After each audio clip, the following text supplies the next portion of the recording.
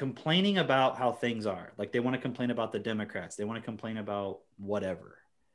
But then when you say, well, we need a solution, we need a system that's best for everybody, because the people you're complaining about, it's like they're being manipulated because they're losing in the system.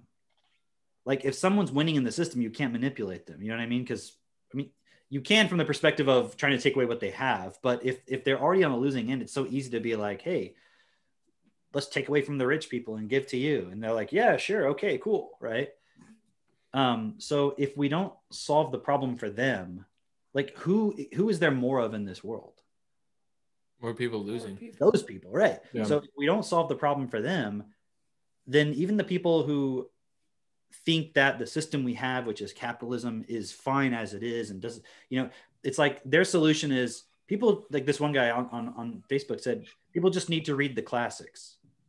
They just need to read Aristotle and St. Thomas Aquinas, Summa Theologica, and Plato's Republic and all this stuff, and they'll see. And I'm like, okay, that makes sense to a certain degree, but you have to be able to. Yeah. Point of, okay, well, but people just need to stop being lazy. They just need to work hard and educate themselves and so forth, right? And it's like, on the one hand, you want to complain about the environment, like there's too many liberals and this and that, right? Mm-hmm. But then when we say, well, we should change the environment, then it's like, well, no, we don't need to do that. People just need to figure it out themselves. Right. It's like, well, but they are figuring out themselves. They're figuring out that they want to be communist. Like, so, mm-hmm. Well, we can't, so I was just looking at this point of people who see the problems, but they don't understand the point of the system. Like this one guy I was talking to on Facebook, on my comments, and I forget the exact point that he made, but I was saying, we have to support, because I had made a post saying basically something like, why level the playing field when we can bring everyone up to their full potential? And there was another point to it as well. It's like, bring everyone to their full potential and make sure everyone has their basic needs met. So instead of leveling the playing field, which is, again, bring everybody down, anybody who has a disadvantage, take it away because you're out competing someone else who doesn't have the advantage, which just means basically nobody's really moving up, which is perfect if you're in the top levels of a mega corporation where you don't want any competition. You want everyone to think, right? But then what I was saying is, let's not do that. Let's just bring everybody up to their full potential and then also make sure everyone has their basic needs met. And right away, someone was like, that'll never work because people are too lazy and they don't want to take responsibility. Right? And just shows where they're at. Well, it's like, how much responsibility are you taking? You know what I mean? Are you a billionaire? Like, how can you complain about Joe Biden or whoever or Bill Gates or whatever, and you literally are just a worker in the system? You know what I mean? And then you're saying, no, everyone just needs to work hard and take responsibility. So one of the points I was trying to make in that recent video I put on my YouTube channel was, you're complaining about people like Bill Gates, for example, that he's doing this with vaccines or whatever it is you're complaining about. But he's the best capitalist that's ever existed. Yeah. Yeah. So by your own definitions of what people should do, he's done it the best. So he should get the most say, shouldn't he? So it's like, so what I'm noticing though, and then the other point about it was, I said, I was trying to get him to see it's the environment that impulsing people to be lazy. It's impulsing them to not want to take responsibility. And he made the point about people just watching Netflix and porn, for example, and how that creates this point where you're lazy and all this stuff. And I was like, that's true. I said, but we have to then look at how we can change the environment, because if we don't change the environment that's impulsing people, that's not going to change. So we can't just say, oh, people need to stop being lazy, because what's the conditions that are creating that? Yeah. And then he's made this point of, well, I go to church and I give to my community and I join in fellowship with people. And he had some specific points, and all those were cool things, but I'm like, but that's not going to change anything fundamentally in the system. And so I guess my point is, it's like people who see those problems, their vocabulary level, and just in terms of their abilities, but also just their understanding, they don't see how the larger systems that exist, like politics, economics, which is like the monetary system, banks and so forth, along with the government, plus big business, all of those things work together to and are working together to keep like a certain power structure in place. You know what I mean? To me, and I'm sure to you guys too, it's like that's totally obvious. It's interesting. And by the way, that video that you made, I loved it. It was great. I thought it was short, and I looked at the time afterwards. I was like, oh, I thought this was a lot shorter while I was listening to it, because it was so enjoyable. It made so much sense, right? But I'm going to link to it definitely in this video. But also I can see what you're speaking about right now, how it relates to parenting and what Katie was talking about this morning. And it might seem completely unrelated, but what Katie was talking about this morning was helping your child develop self-discipline, right? And she had told this story about Seneca brushing her teeth, right? And having some resistance towards that. And what she did was help Seneca by using Technotutor to develop her vocabulary, her understanding, so that she can understand why she should brush her own teeth, right? And why that's important, instead of like fighting with her, or, you know, we've seen the videos of, you know, other parents like literally holding their kids down. Dentists. Dentists, actual dentists, and saying, like, this is the way to do it. Force them to do it even if they cry. Right.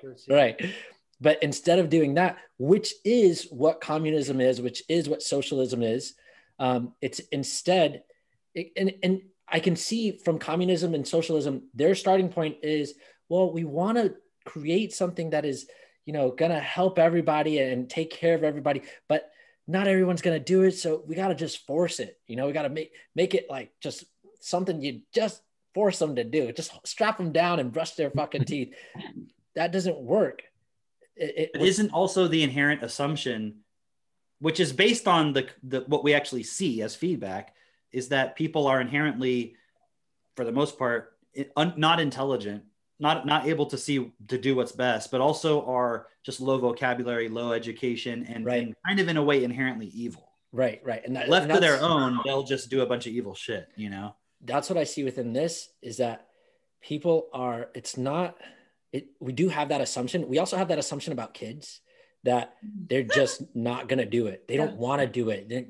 They're just going to not do it. But if you develop within them the understanding of why this is the best route, you know, and develop for them the ability to see it for themselves and discern for themselves, not that you're forcing it on them, but you're just explaining it to them.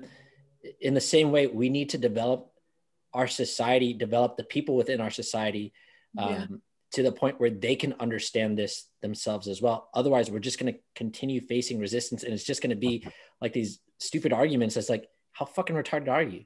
You know, like, can you see the difference with, because like when we're talking about it, it's like we already have Technotutor, we understand what we're doing with it. Yeah. So it's like, you know, if a person uses it for themselves, they can develop those points because they can literally program themselves. Yeah. Mm-hmm. With a child, you can support them to develop their programming to a point if they really can comprehend things. But now imagine you're not even aware of that. So you're just thinking, well, you just have to get lucky and get really good parents who instill good values in you and are a good example. And it's like, and then there's also this element of you just have to within yourself, just make yourself like a good person or something, you know what I mean? Within yourself somehow. So that's where I think that Christians, and it's not only Christians, but it's where you see it a lot. They get stuck because they think everyone should just figure out. And that's like, it's like, if you give yourself to Jesus or something like that, then you'll get that redemption. You'll get that stuff removed and fixed for you. You know what I mean? Which is not actually what happens. What are you going to say? You know what I see within that right now? That is the same point of being forced to just do it and not having it explained to you, or forcing your own kids to just do it and not explaining to them.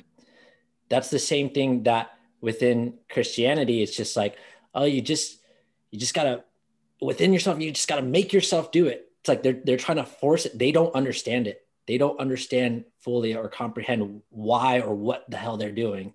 They're just like, just muster it up and force it and it'll work out, you know? And it's the same point of when I was going to like these youth groups and stuff, I could see like, this doesn't make sense. And these people who are trying to explain this to me or share this with me, they don't get it. and I didn't know what it was at that time, but I could see like, this doesn't add up. There's something not working here. And they were trying to do like, it's like the same thing with the doctor or the dentist rather, who's brushing her own kids' teeth and forcing them. It's like, okay, you get that part is important and you can't just let your kids go without brushing their teeth, but that is not the route to do it. You're still missing a lot in between. You're not fully developing them so they take it on for themselves. You're not actually helping. You're creating worse consequences than if you were to just let your kid not fucking brush his teeth for that one time or whatever, you know? And so, yeah. I'm seeing it's becoming more clear. Without TechnoTutor, that person doesn't have a choice. Yeah. Because they don't know how to get the words into the child. So the child's now processing what they're saying. Exactly. Really what I'm trying to say is like, I'm seeing more and more. I mean, it's like, you know it already, but you just see, if you don't see, hey, you can actually program yourself. You can actually support your child to program themselves, to develop an ability to see things for themselves. And everyone always thinks like, oh, well, you just guide them and they'll get it for themselves. If that was the case, it would have already happened. Yeah. So, and it's like, oh, so you're just saying there's this magical technology that can just do all of that? And it's like, I mean, what is the internet? What are cell phones? Like, they're magical technologies that do something you couldn't do otherwise. That just it makes something possible that we couldn't otherwise do. Yeah. That's really what this all comes down to, because if we, it's like, isn't it obvious if you just go with, well, people just need to stand up and take responsibility, and that just within yourself, that's what you think. It's like, well, how are you going to implement that? Yeah. And I think what happens in the person's mind, because I can kind of see how you would think, is like, I can't do anything about it. I can't force other people. I'm not saying you should force, but I can't force anyone to do it. There's nothing I can do to make it happen. So that's why I just put my faith in God. There must be some greater force out there that that's guiding things and will make it happen. Because it's like, otherwise, if you see the problems and you also don't see a solution, how do you resolve that point within yourself? Yeah, you get depressed. Like, you have to be like, well, there must be a God that's going to take care of it, because I don't know what the fuck to do, and I don't want to live in despair constantly.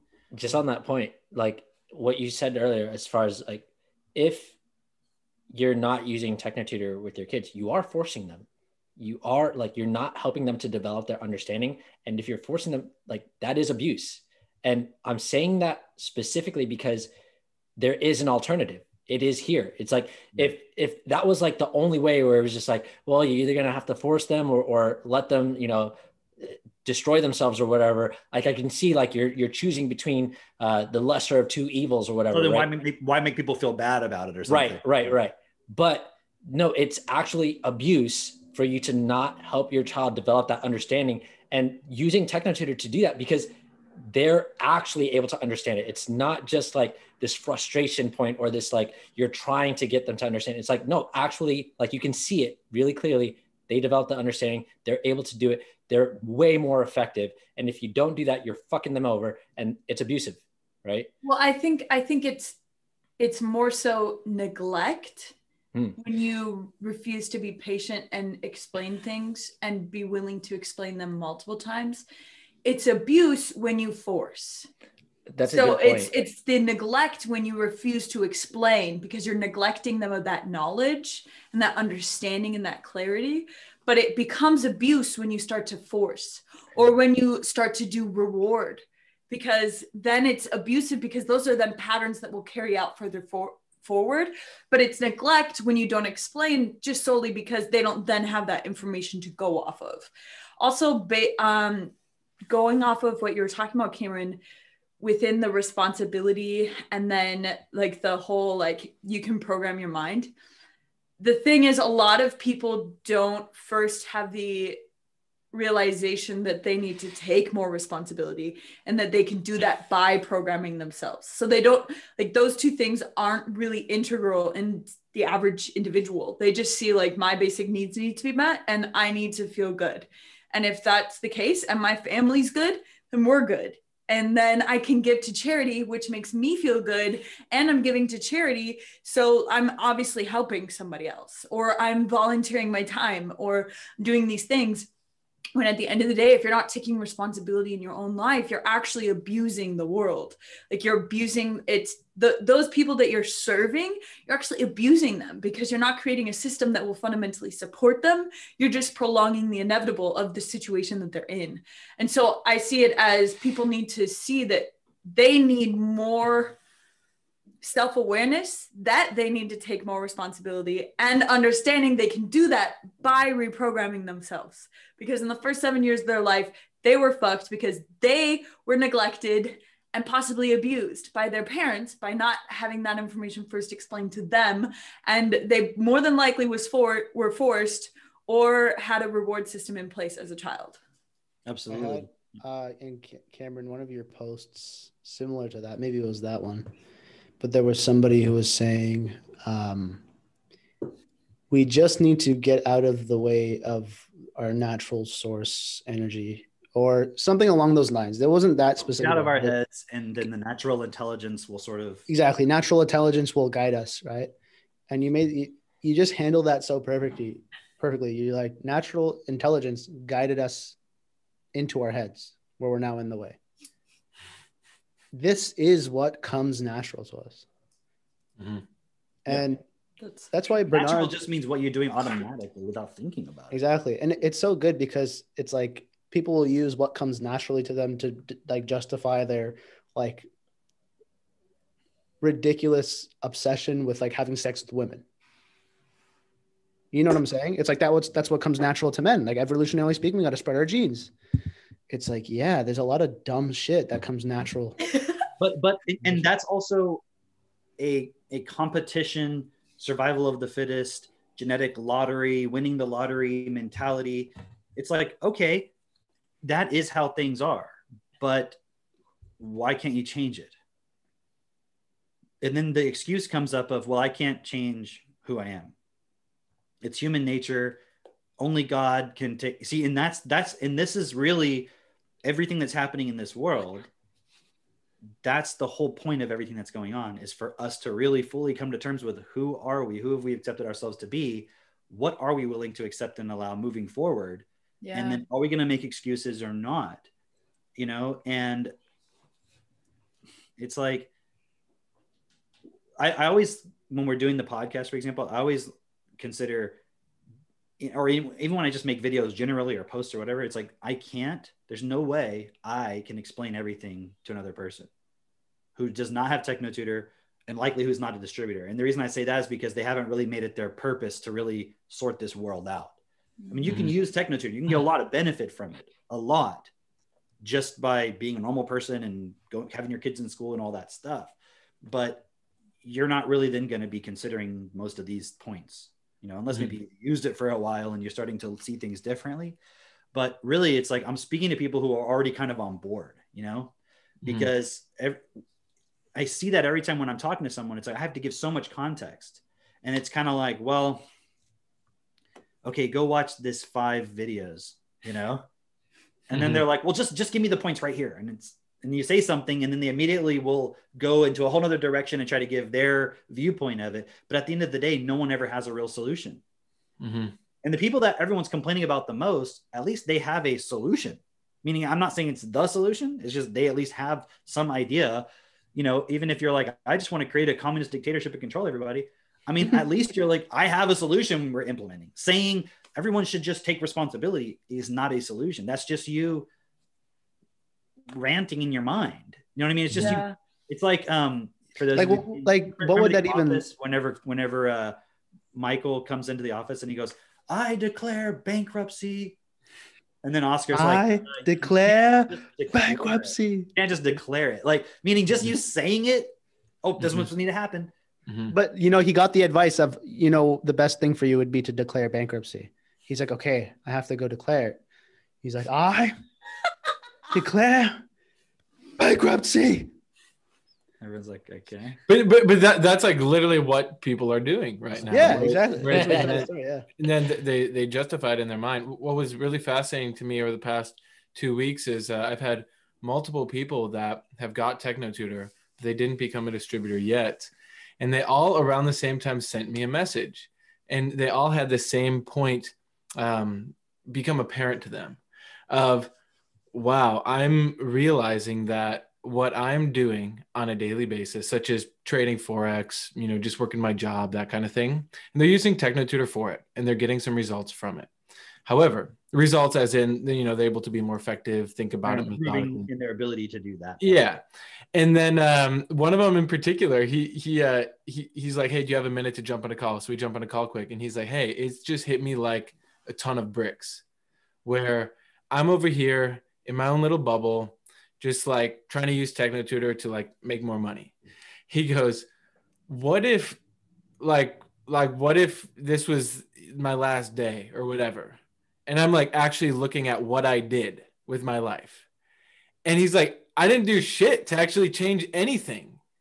And that's like a point that I've, been working on for a while. And Jess and I talk about this a lot. I mean, we talk about this a lot, but he came to that realization on his own, which is so cool. And he realized, I have done nothing, where if this were to be my last day, or left like kids, like he doesn't have kids right now, but what I'm leaving future generations with on this planet, I just fucking contributed to all the problems in the world by just working for a big business, not doing anything, contributing on social media, just basically fucking around. And so he came to the conclusion on his own. I mean, I asked him a few questions, but it was like he realized within himself, if we don't actually address the fundamental point of education in the world, how would anything possibly change? Kids are just going to stay learning. They're going to, it's going to go down because IQ rates are going down. Testing for everything is just like becoming this all-inclusive, everyone passes kind of thing. Y'all see this video on Facebook? It was a video of these Chinese kids, and they must have been like 5 or 6. With the head thing? No, it wasn't that. It was like they were. There was like books on their table, and it was saying how kids in China, you know what I'm talking about, Drake? Yeah, I know what you're talking kids in China are learning information through absorbing it through their hands. And it shows this little kid, and he's like, he turns the page. Somebody in Self-Perfected, you know who you are, was sharing this, right? And they I think it's somebody who's like kind of brand new to the whole thing, right? So they're still in their own little deal, right? But the video itself, when the kid does this, it like does this little magical like light bubble. Yeah. It's like someone edited the video. You know what I mean? Like they added to, I'm not saying this person added to it. I'm saying that's just the video they shared. Yeah. What I'm saying is, and so you can kind of see like, if that's what you think is the key to educating a child, like it's like my 4-year-old can read at an amazingly advanced level, and he can process information. He's reasonable. He understands things. He's cooperative. It's because we specifically program in every individual word into his unconscious so he can read and process and understand and communicate. That's why. Yeah. That's the whole secret. How do you do it? That's what TechnoTutor is. So we don't need to go into the how. What I'm saying is it's possible. But then you see like China, people are so worried about China. And I'm like watching this video going, they don't have any fucking clue. You know what I mean? And all it really is genetically, these Asian people, Chinese people are a little bit better at memorizing shit. So they put them all in the classroom and force them. I mean, that's where we're talking like force, right? Like they force them to do this shit. And then I don't know if they're just trying to figure out a way to go beyond or whatever. But, from the thing is, they're all coming through age, their mind. What? From a very young age in China, they force children to only do science, only do math, only those like very like logical, numerical based things, because they get rid of art at like age, I don't even know, a very, very young age. You don't even do art in school or anything like that. You only do these things, and they do it all day long. They're literally, so of course they're going to be good at it. Like their brains, that's the only patterns they have. And that's generationally, the only patterns that they really have developed are the ability to do math, the ability to think, problem solve. Like those things are genetically superior, of course, but that's not equipping them with the ability to process information or to think critically or to have creative ideas or really navigate existence with other human beings. Like that's just very methodical. Like these numbers, I'll memorize all the stuff I need to memorize so that I can go and perform in the way I need to perform for the country. Like my life doesn't matter. It's the country as a whole. And they've just totally taken out the factor of an individual and like fully developing the individual as a whole. And they've just developed that one part of each individual. Yeah. It's kind of like a filtering process. If we can just do it to a whole bunch of kids, we'll get that one really super smart one who can create some technology that'll help us, whatever. Yeah. It's that same like lottery thinking. Like in America, we're just like, fuck it, whatever, you know? And that's why we're losing right now. Yeah. You know what I mean? Like China is starting to dominate. They're starting to buy everything up. They have this long-term strategy. And it's not like it's us versus them, really. You know what I mean? It's not that I want people who are in China to suffer. I don't. I want them to have what they need too. But the problem is right now, it's either do whatever the fuck you want, God will guide everybody, or China, which is like, no, we'll take control. You're looking for a God? Okay, we'll do it. Since you're not going to take we'll be your God. We'll just control everybody because no one's religious. There's no God that's going to come down. No, they're not religious. Stop China from doing what they're doing. They ban religion. Right. They don't want you thinking like that. Right. So the problem is we have to get those who are seeing there's a problem, who do understand the sovereignty of the individual and want to keep that. And even the parts about God, it's not like we're saying you shouldn't have any purpose to live for. I mean, what does it mean to give your life to God? Oh, what does it really mean? Or what do people interpret? No, I mean, like, what do people mean when they say that? Like, if their solution was, look, if everyone just gave their life to God, everything would be okay. We wouldn't have to. It's like giving your what does that really mean? The responsibility of your sins has been given to God. And so essentially you have a clean slate, and now you no longer live for yourself. You live to serve God and bring other people to that. What is it that guides your actions on a daily basis? Well, God will tell me what to do. So isn't it kind of like you're just like, I'm just going to be a robot and let God or like a puppet, and God just control my puppet strings? Is that what people actually mean? Yeah. Or do they actually think they're making the decisions? So it's like when they say, no, I'm making the decisions, but I always have God at the forefront. I serve God. Yeah. And it's like, but what does that mean? What are you actually doing? Isn't that weird? Because they're like huge components or proponents of free will, right? It's just like, yeah, you always have free will. You can do whatever you want, but you should just do what God says. Right. It's like, well, which is it? Yeah. So, and it's funny because a lot of what is being said, like that's what we're saying. But the difference is we're saying we are still responsible for the consequence of what we do and what we create. Yeah. So we can't give that to God and be like, well, I just chose and I use my free will and I love God. So my actions have no consequence. Like they do have a consequence, and we should consider that, and we should use common sense. The problem is it's like all ability to use common sense is being suppressed and programmed out of humanity. Because you're put into a system, like you were saying, Jess, like where you're forced, like China's like the extreme model, where it's like, you don't even care about life per se. You just want to do your duty, whatever it is. You just want to follow the rules. That's not living. And so there's no common sense within that. There's no questioning. There's no like, what's the best way to do it? How do we support everybody? It's just follow the rules. Well, but whoever's determining the rules is going to then determine what you do or don't do. Yeah. So the education system across the board in any country, there's no development of common sense, because it's all from the perspective of trying to force a child through a system instead of realizing each child is an individual, but there's certain things that they need. And they're very basic. You need to be able to do mathematics. You need to be able to read and process information. So you need a high vocabulary. But doing mathematics doesn't mean you need to sit and force them to do shit like 8 hours a day. You can actually support a child from a very young age to develop a high effective math ability, doing very little every day, but only if you do it in the right way. Because if you don't, then what happens is you try to do it through the force way. It takes a lot longer. So then you end up having to just create this whole forcing and like controlling of the child and everything. And so their character just becomes one of like literally like a slave mentality. We were at your place, Cam, and Max loved to do this thing where he's a solver, like he's like a problem solver. And if we ever needed his help to solve a problem, we would call him and we'd be like, I need your assistance solving this problem. And I started with some addition questions, you know, kind of easy subtraction questions, like even -1 - 3, like he would get those, like barely having to think about it. And then I started to ask him some multiplication questions. And at first, if I just said, what is 3 times 2?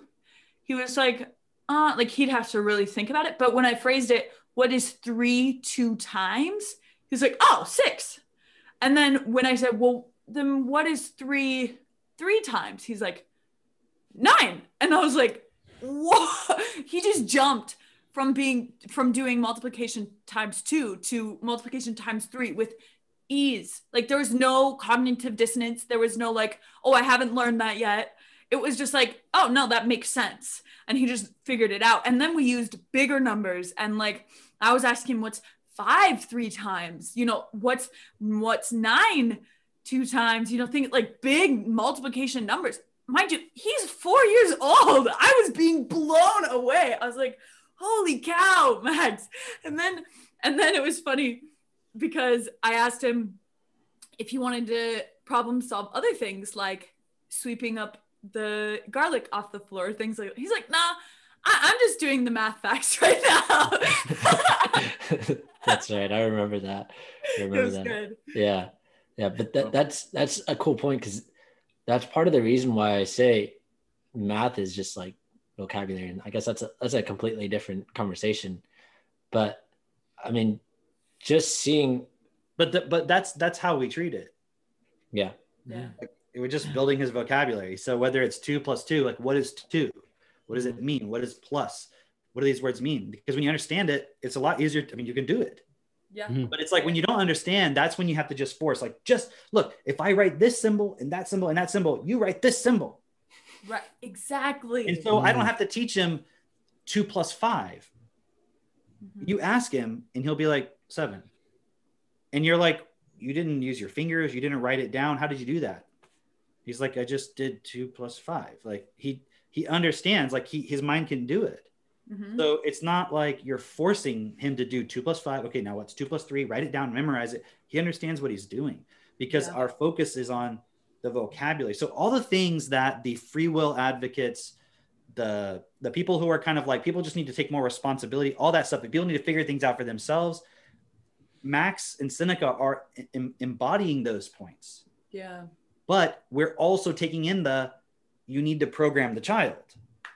You see what I'm saying? It's like, it's funny because the people who I would think, generally speaking, who are the most, everyone should have free will and be able to do what they want, they're very strict with their kids. You see what I'm saying? Because they're the same people who might say, oh, all these Antifa people, they weren't spanked as children and all this shit. They didn't ever have any discipline. So you don't actually believe people should just be able to do what they want. Right. You're literally brainwashing your child for 7 to 12 to 18 years. And then you're saying, oh, now you can do whatever you want. It's like, not really. You've programmed that person. You put him through school. You put him in front of TV. Your influence, your rules, all those things, you've shaped that child. They're not just a free, independent being now. That's not how reality works. Like, it's not that you don't have free will, but it's within the context of what your programming is. You know what I mean? Like, any more than you have the free will to right now, like any average person listening, the free will to just go run a multi-billion-dollar business. How many people can actually do that? It takes programming. It takes being able to automatically process a lot of different things that most people are not even aware of what it is that they would have to do. Situations that would just make you so uncomfortable you couldn't even stand within that situation without falling apart. Things like that. You couldn't do those things because you don't have that programming. An analogy of that would be like if I were to give you an iPhone, Cameron, and I was like, okay, cool. Here's your iPhone. You can install anything from the App Store you want. You can give it like so many different functionalities. And I was like, whoa, wait, actually give me that phone back for a second. And then I installed 5 apps. I installed the calculator, email, Facebook, and, the compass and a voice recorder. and then I deleted the Play Store or the App Store. And then I was like, here you go. Now you have free will. Now you can do anything you want with the phone.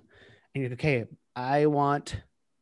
well, and then you look at it, you're like, okay, I guess all I can do is calculate it in Facebook. You're not going to think, oh, Twitter, because it's not inside of your phone. And it's the same thing for us. It's like, well, the interesting thing, going back to the... Hold on, just real quick, that's a really cool analogy. Because now you look at somebody else and they have a phone and they have the App Store and they have like 1,000 apps on their phone. And you're like, what the fuck? You have the same phone as I do. And they're like, dude, you just need to fucking work hard. And you're like, I can't. This is like, what do you mean? My phone. I can't do anything. You just need to take more responsibility. 12 hours a day, I'm using these apps. Mm-hmm. But I'm not able to do what you're able to do because you don't have the same apps they have. They have access to more. That's Bill Gates versus the average person. And then you have somebody who also has only 5 apps on their phone, just saying everybody else needs to work hard, when in reality, the average person has like 0 apps. And then you have the other people who have 5 apps on their phone. And they're like, anybody who has more than 5 apps, we should bring them down to 5 apps. That's the only way we can level the playing field. Right? Yep. It's like, get rid of Twitter. You should only have Facebook. Yeah, like you're offended by people who have more apps or something. Yeah, so I want to emphasize this point because, Cameron, you kind of brought it up subtly, but we're talking about how programming is very necessary to be able to process information and to think critically and be effective. Well, you also said that even if you aren't doing it correctly, it's still happening. Right. And I really want to emphasize that. So when a child is young and they're in an environment full of the abuse and the neglect and yelling and all your patterns are coming out on them, that is being solidified inside of them. It's like a person who is born with hardware. And in the first 7 years, their software is being developed and you're the one programming them with that software. And if you're not programming them with an effective software of like having a high vocabulary, having the ability to process information, all of that, then they're just going to run the same programmings that you have. They're going to run the same programs that your wife has. Not just what you're doing too, but also the environment that they're in. Everything that you're allowing them to be exposed to. Like if they're in school and they're around other people and like there's middle school girls doing Snapchat and like sexting and stuff like that, that's what your kids are going to be exposed to. They're going to be wanting to do that. If they're all playing Minecraft, your kids are going to want to do that. Yep. It's not, so you're right. The vast majority of it comes from the parent in the home because that's like in the very beginning usually. But in a lot of cases, they're just putting the child from a young age into another environment. So some daycare. And so it's like a parent can think, well, okay, I'll just do everything that I can do. But there's everything else happening as well. So unless you get in there with a specific intervention and make sure you program them very effectively, you're going to lose the ability to actually influence. And then suddenly your child just becomes someone that you don't even recognize really from the perspective of they just, and that's what creates this illusion that like everybody's like so different and all this stuff, because it just seems like they just develop, but you're not keeping track of all the different influences that are happening on a child. And I think that's a really big point is the intentionality of having a child and understanding the weight of that and knowing you need to set up a system for one of the parents. And from the very early stages, it's obviously better to have the mother home. She can breastfeed the child, which has a ton of implications, and she like naturally is nurturing, like there's just different things at the very beginning stages that, the woman is definitely better to be home. But in any way, like you need to set up your dynamic before having children so that one parent can be there to fundamentally support the children. It's not to keep the woman home in a cage because that's just what society says is what you're supposed to do. No. It's literally the best situation for the child. Like you get to be in the environment with them. You get to support them to understand things. You get to be patient with them. You get to find the patterns in yourself that you need to work through and you can be better. But you first have to have that intention before having the children. Because if you don't, you won't have a system where you both can stay home. You'll send your child off to a daycare. You won't even know the programming that's happening to them. You don't know how many hours they're in front of a screen. And then you're not going to know how to deal with their behavior when they come home because you have no idea what they were exposed to. And then you're going to get frustrated and take the frustration out of them. That's so good. Because that's that same point that we were saying before with like the toothbrushing. And it's like, okay, yeah, you know, the kid needs to brush their teeth, but then the way you're going about it is like, it's the same point that we're talking about as far as having one parent home, having the mom home. It's like we've created it to be like as in this like, oh no, that's like suppressing a woman. It's like you could make it to be that, right? But in reality, are people not honest enough to realize society has been programmed to think like that? Mm-hmm. You know what I mean? Meaning it is more natural actually for a woman to be the one to do the taking care of the children, but somebody and some people have been very specific within programming everyone to think that's enslavement, that's bad, that's all these negative things. And it's like, but of course that plays into the individual's desire to feel like they're free. You see what I mean? It's a false freedom. It's like, I feel like I'm free because I can choose to go have a career. I don't have to stay at home and be with my kids. I can have a career. And it's like, so you're free because you're able to choose to go be a slave. Like, and also so many people nowadays, like young people and people who are, you know, coming of age and so forth and becoming young adults, have been totally programmed by their parents, by their environment, school, media, everything, that no, you're a woman, you shouldn't be doing those things. That's just one of 1,000 choices. You shouldn't place any importance on it. And they've been programmed to think the opposite. Mm-hmm. So then it's literally the to say, only thing. Look, there's all these women who you're just trying to force them into doing something they don't want to do. It's like they've been programmed to think like that. So now we're dealing with the consequence of it. That wasn't natural. There is no natural. That's not a thing. There is no just, oh, we just naturally feel a certain way. Mm-hmm. Because you would have to be so specific with what do you mean by that? Like if it's just how you feel, it's like, well, so if it was natural to feel certain ways, why would there be marketing? Yeah. And isn't it obvious marketing can influence how you feel about something? So clearly you could see feeling a certain way about something is not natural. It's literally just the result of it's only natural in the sense that it happens automatically, but that doesn't mean it can't be changed. That doesn't mean it has to be that way. And so we have to stop as a society, but obviously those who see that you can actually have an impact in this life, stop making excuses for the way things are and then using that to justify, well, they just have to, you have to just have things the way they are. It's like, no, you are having an influence. So even if you're in the situation where as a mother, let's say, or as a woman, you're like, I don't feel like I should stay home with my kids. That seems like I'm a slave or something. You can challenge that programming. So like what Jessica's saying, you're not saying, oh, that's just, you should feel that way already. No, we understand why we don't feel that way. We understand why men today feel like, hey, I should do 50% of everything in the home. I should do 50% of the dishes and she should do 50% of my job. Like, do you expect that your wife goes to your job 50% of the time and you go to her job 50% of the time? Like that would seem obviously ridiculous. But that's how ridiculous it is to me to say that the man should do 50% of everything. That doesn't mean you can't look individually specifically at what works for your environment, but that's generally not what people do. They generally are having thoughts about something, how it should be based on an idea they have, based on feelings, and then running through cycles of that and feeling resentful and then trying to control the other person so that they don't have to take responsibility for this. They're not actually looking at what would really be best. Because there may be some cases with a particular couple where after a few years, it'd be better for the father to stay home because of both people's programming, where they're at. I don't know. It would depend on their specific context. But I wouldn't take that and apply it as a general rule. You see what I mean? Yeah. You would have to be looking at the real specific details of that situation, and the person would have to figure it out. But the problem is that's not what most people do. They just take this philosophy that they've really downloaded from their environment, and they're trying to apply that and thinking that that's going to give them some kind of feeling of satisfaction or something. The interesting thing is that specific point, I mean, it shouldn't be the determining factor of. The point Cameron's making is use common sense within your situation.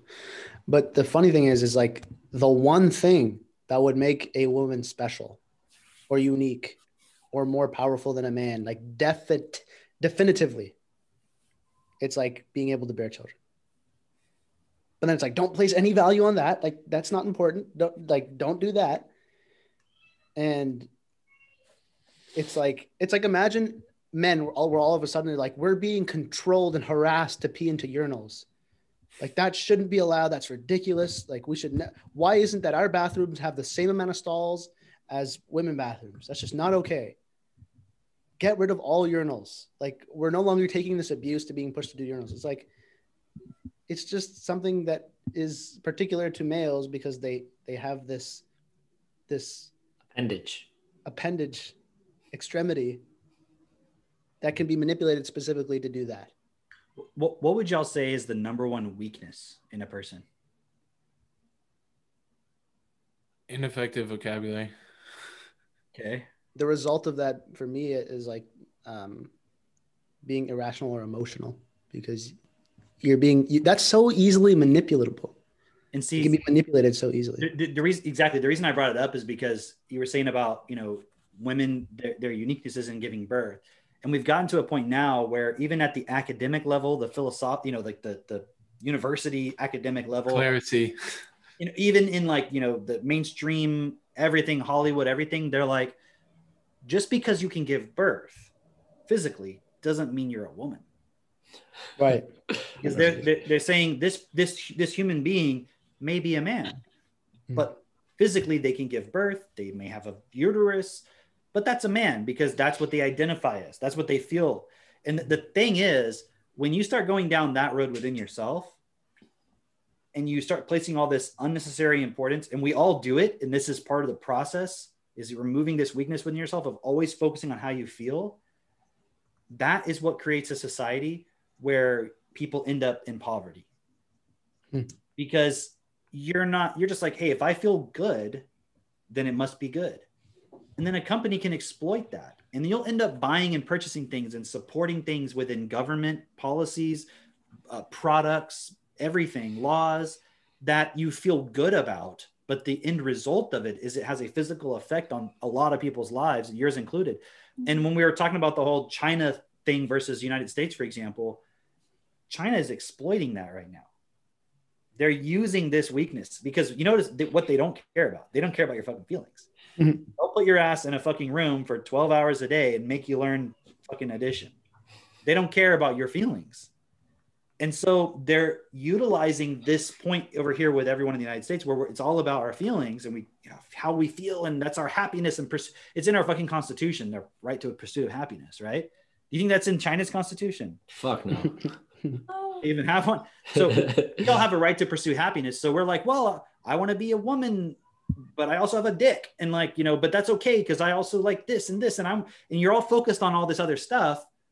Meanwhile, you're distracted into something that you're not having any effect in reality. Because you're not going, okay, how do I stand up in this world and do what is best and make sure everybody has what they need so we can educate everybody so no one can be controlled. So you're not even thinking about that. Meanwhile, here come and then you're like, oh, if you say anything about anybody, you're racist and all this stuff. So you can't ever challenge anyone who would do anything because you just immediately say they're racist. Here comes China. I don't give a fuck about any of that. They're just using all of that. And then meanwhile, they're buying up all the land.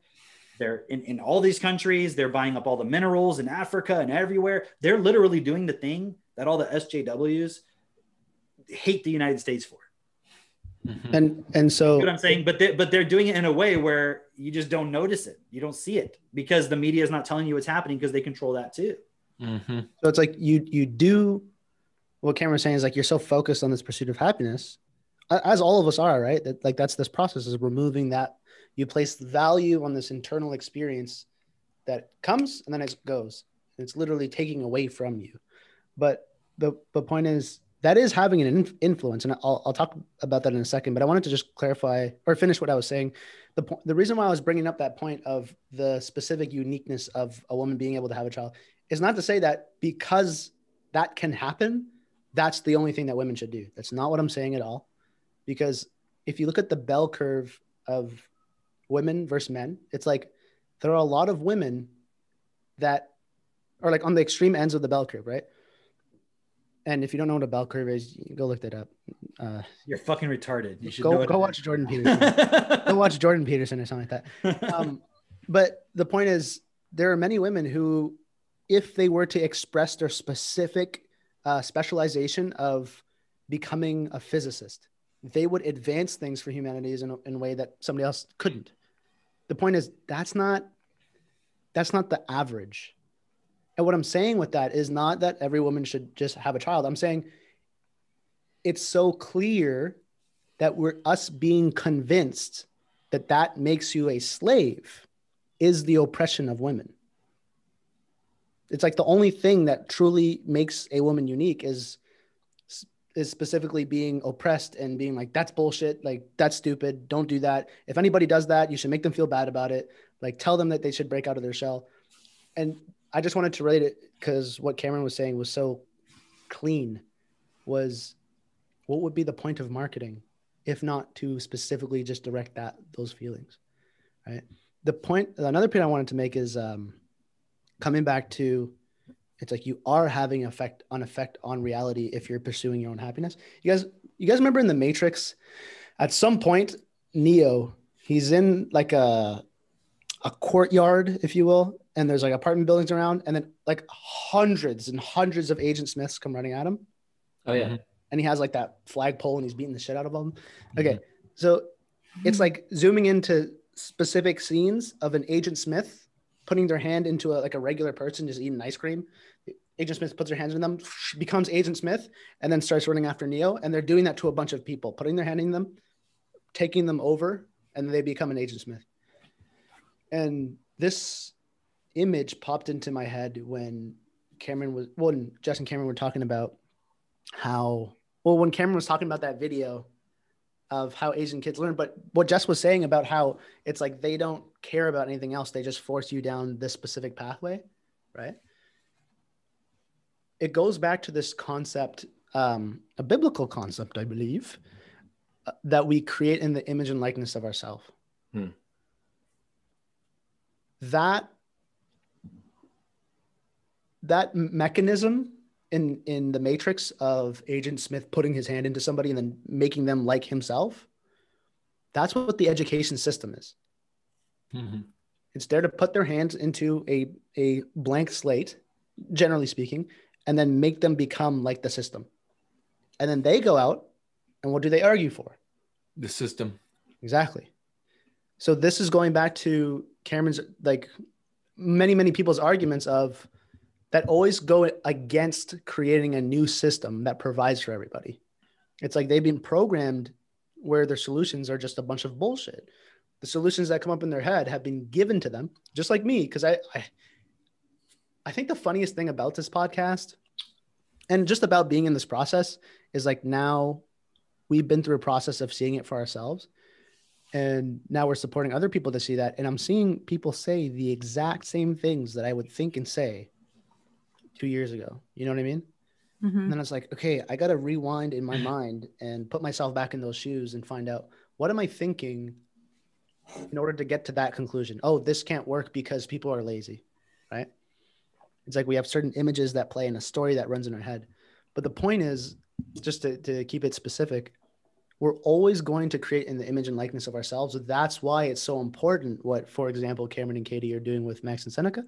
But what we're here to do specifically with people who are not yet parents, but soon to be parents. So obviously people who have kids, you can still do this process. It's just that if you're becoming aware of it when your child's already a certain age, you're already dealing with consequence. There's no excuse to say that your child and your family life can not get 1,000 times better, because we've seen it happen. And it's been probably some of the most rewarding feelings that I've ever had in my life, watching, a family get techno-tutor and their entire family just being more connected. Husband, wife, kids, everything. But the particular opportunity that we have, like myself, Drake, Mitch, Jess, we don't have kids yet. And the moment you conceive, as you're conceiving, actually, you are already creating in the image and likeness of yourself. So that's why it's so fundamental that the time that you think you have, I'll focus a lot more on this when I'm coming up to having kids, right? Like when I'm ready to have kids, then I'll focus more on this stuff. It's like Cameron and Katie we're doing this process much before they had kids. We're all doing this process well before we had kids or going to have kids. The point being that the ideal situation is that you work through a lot of your bullshit before you start putting that into your child. Because as you're conceiving and while they're in the womb and as soon as they get born and every moment that goes by, they are unconsciously, you're passing everything onto them. So the reason why the focus is always on the education system is because, you know, I was talking to somebody, right? And you guys ever get that objection of like, it's like, how would you even do it? Create a world that's best world. Like, how are you even going to do that? Right? It's like, how did the system become what it is today? The way elites see everything is in terms of systems. Yeah. Mm-hmm. And this is what we're being trained, like focusing on developing systems, right? The education system is the manufacturing facility for a human being. Mm-hmm. And every human being is being put through the system where the output of that is, well, you see it, right? Mm-hmm. Right? And it's being more and more specified to be more further and further removed from reality. How are we seeing that? It's like before, the common question is, well, what would you like to be when you grow up? And they would say firefighter, Astronaut, right? the president. But now it's like so low level identity, like don't even know who you are. And what's the question being asked now? What gender do you want to be when you grow up? Like, who do you want to have sex with? Like, you know what I mean? Yeah. Not actually, Yeah, right? It's being facetious, but it's like That's to a the good degree, point. like, which race is the worst race? White people, yeah, ding, ding, ding, ding. You know what I mean? Like, it's again, it's like it's removing these points of being even able to focus on, oh, like I want to grow, I want to become, and now you're just focused on like, okay, how are people perceiving me? Yeah. Wow. Are people perceiving me as the way I want to feel? Like a woman? Like a... That's such a good point. And it's like they need to be constantly giving me the feedback they're perceiving me the way I want to be perceived. Now, isn't like the biggest thing that the first little point Definition of insecurity. Right, exactly. And it's like you hear this thing, everything, who cares what people think? Right? Not even in self-development, just, you know, like don't worry about them. Don't care what they think. It's like total opposite now. It's like the only thing that matters is what people think. And if they're not making you feel that way, it's not because of you, it's because of them. Which is like a double think right there. It's like, I need other people to validate me, but also who cares what they think? Right. So I can hold on to this feeling that I have within myself, but also, why won't you accept me? Please. You know? Now, isn't that the same thing? And hear me out for this, okay? As the feeling of love. I have a particular friend, and he was with this girl for a very short period of time, and he got this feeling of love that he never felt before. The girl had to move away. And ever since then, he's been searching for that feeling of love. And every time he gets into a relationship and he can't find that, he's like, that wasn't the right one. Because I'm trying to get back to this feeling of love. This is exactly why all the new age people are chasing, just like I was, just like probably Mitchell was, I don't know, Drake. Oh, yeah. Of like looking for bliss. Yeah. Yeah. Oh, right? yeah. That experience, right? It's like we have this thing that we're trying to get to inside of ourselves, and we're trying to sort through our environment to find something to trigger it, not realizing that it's like that is based off some bullshit that happened a long time ago that created this like empty spot in you. So you're trying to fill it. But the point is, it was created from your environment. And when you say it's an empty spot that was created, really it's almost like a program, like it's a connection in your mind that was created in that moment, and it was being fulfilled in that moment. And now moving forward, you're craving that connection to be fulfilled, but you can't because it's a very unique like feeling that was happening. And now you feel like it's empty just because it's not, that pattern isn't being run. Like that connection isn't being run anymore. So Right. that's that emptiness. It's not that it's like this, like, Actual like existing hole inside of you, right? well, and I people, just wanted to make see one it more as it's point. like a hole in my identity. When Right, in exactly. reality, it's just a program that's not being run that you can reprogram. Right, exactly. Yeah. And the last point I wanted to make was that the very environment that created that inside of you is what you're looking for the answer. You see what I'm saying? Yeah. Mhm. It's like, And as we're walking through the environment trying to find the thing, totally unaware of all the destruction we're leaving in our way right, to then fuck over millions of other people. right. And that's a perfect point. It's like that what you're doing is now creating that point in somebody else Mm-hmm. Yeah. because you don't give a fuck about them. You're doing things that are allowing you to focus on nothing outside of yourself versus imagine the child who is like starving or like has no shelter. It's like they need to be like looking at their environment and extracting every bit of it as much as possible. Because if they don't, they're going to die. Yeah. Right. So what privilege really is, it's just being in fucking North America. It's being in a first world country where you have the luxury and privilege to focus on total fucking bullshit. Yeah. Where if you wanted to, you Luxury can to literally, focus on your feelings. exactly. Where if you wanted to, you can literally just sit in front of Netflix all day. Get EI or whatever the fuck it is. What's that? And just keep doing that. The stipend or what? Yeah. Employment. Employment insurance. Yeah, exactly. Like some kind of Insurance.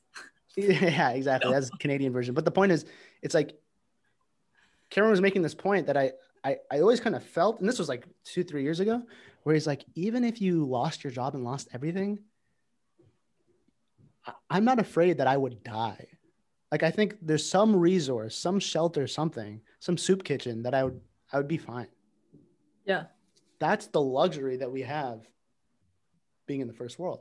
Yeah. And because of that, then you can just focus on, somebody was telling us a story at our clubhouse yesterday. They were like, they got approached by somebody in the streets and he was like, cigarettes or change?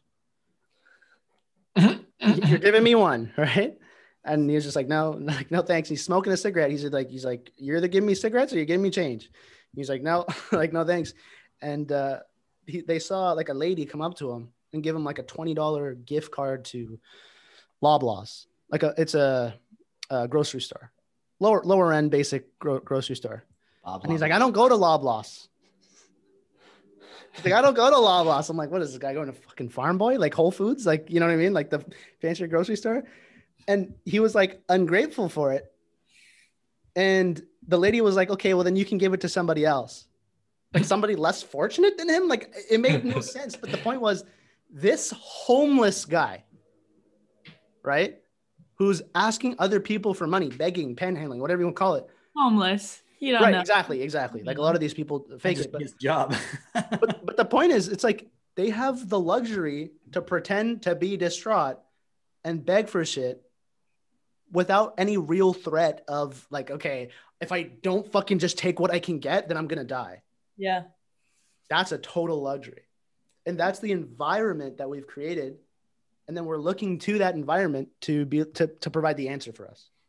That's a funny, like, it's a funny way of looking at it. This homeless guy who has options, has choices, is seeking bliss, right? It's the same exact thing that the normal average person is doing. Is like they're seeking bliss. They're seeking like, no. I don't like that. I want this. I want to fulfill this within me. You're the same fucking thing as this ungrateful fucking homeless guy who's just like, no, I don't shop at Loblaws, you know? So you giving me this 20 to go there. That's not going to work. Cigarettes or change, lady. It's like, right? it's like Probably somebody don't on have the cigarettes street. at Loblaws. It's like somebody hitchhiking, you know? And they're like, you pull up in a Ford and they're like, no, I'm more of a Chevy guy. Right. Oh, you're not in a Corvette? I only ride in sports cars. Yeah. Yeah. There's another point within that you're saying as far as like feeling that like that point of something missing within you, or seeking bliss. What I've noticed with taking on more responsibility and doing what's best is I'm not seeking bliss, and I get moments of bliss. You know, I'm doing what's necessary, and it's actually really fucking freeing, because I'm not looking for like, oh, I have to fulfill this feeling within me. Instead, it's just like, okay, these are the tasks I need to get done. These are the things that are necessary in order to create this world. And then I get awesome moments that are like, wow, this is so cool. Like, I'm so glad I'm doing this. It's like, it comes. And then there are also moments where it's like, I don't feel that way. Right. But I'm not like down and like, fuck, I just need to feel bliss. Like I got to quit everything I'm doing so I can just go find that feeling of bliss. It's like, no, I keep going. And then another like awesome experience happens. And I don't think it's the same, like for that homeless person who's just seeking like the specific things that he's never actually going to experience like bliss. You know, he can make his decisions on what he prefers and doesn't, but he's still not going to get to bliss. Right. And it's the same thing with the average person who's making those kinds of decisions. They're making their decisions on like, I prefer this, prefer that, but you're never actually going to get to like real fulfillment, real like, oh, wow. You know, I've really met my purpose and really like, this is what life is about. Yeah. It's just all going to be like some hollow if I can fucking get that shit. promotion and my kid can get into that private school, then I'll be happy. It's like, you're just like everybody, you're just like everyone else. Like, do you think that system was designed to give you happiness, or is that just not real? One thing that I've been working on recently was within Technotude, I've been, you know, like redefining words. And so one of them is like happiness equals realizing my utmost potential.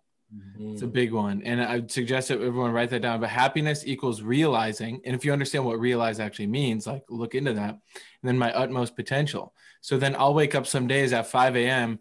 and that thought comes in of like, fuck, I want to press snooze. But I'm like, no, like, let's just get up. And I'm just like walking through the house, kind of groggy, but I'm like, all right, another day. And it's like, I don't care how I feel, but within that, and as I reflect on it, I'm like, fuck yes. That's being unstoppable and unwavering. And then at that point, Drake's talking about it, like you'll get these moments of bliss and all this stuff. I have now come to see this as the bigger picture of what it is that we're doing, and seeing, for example, spending time with Max and Seneca and hanging out with other parents who are using Technotutor with their kids. And it's like, I see where it's like how we're programming reality so that we're able to create this outcome where we do actually have a world that's best.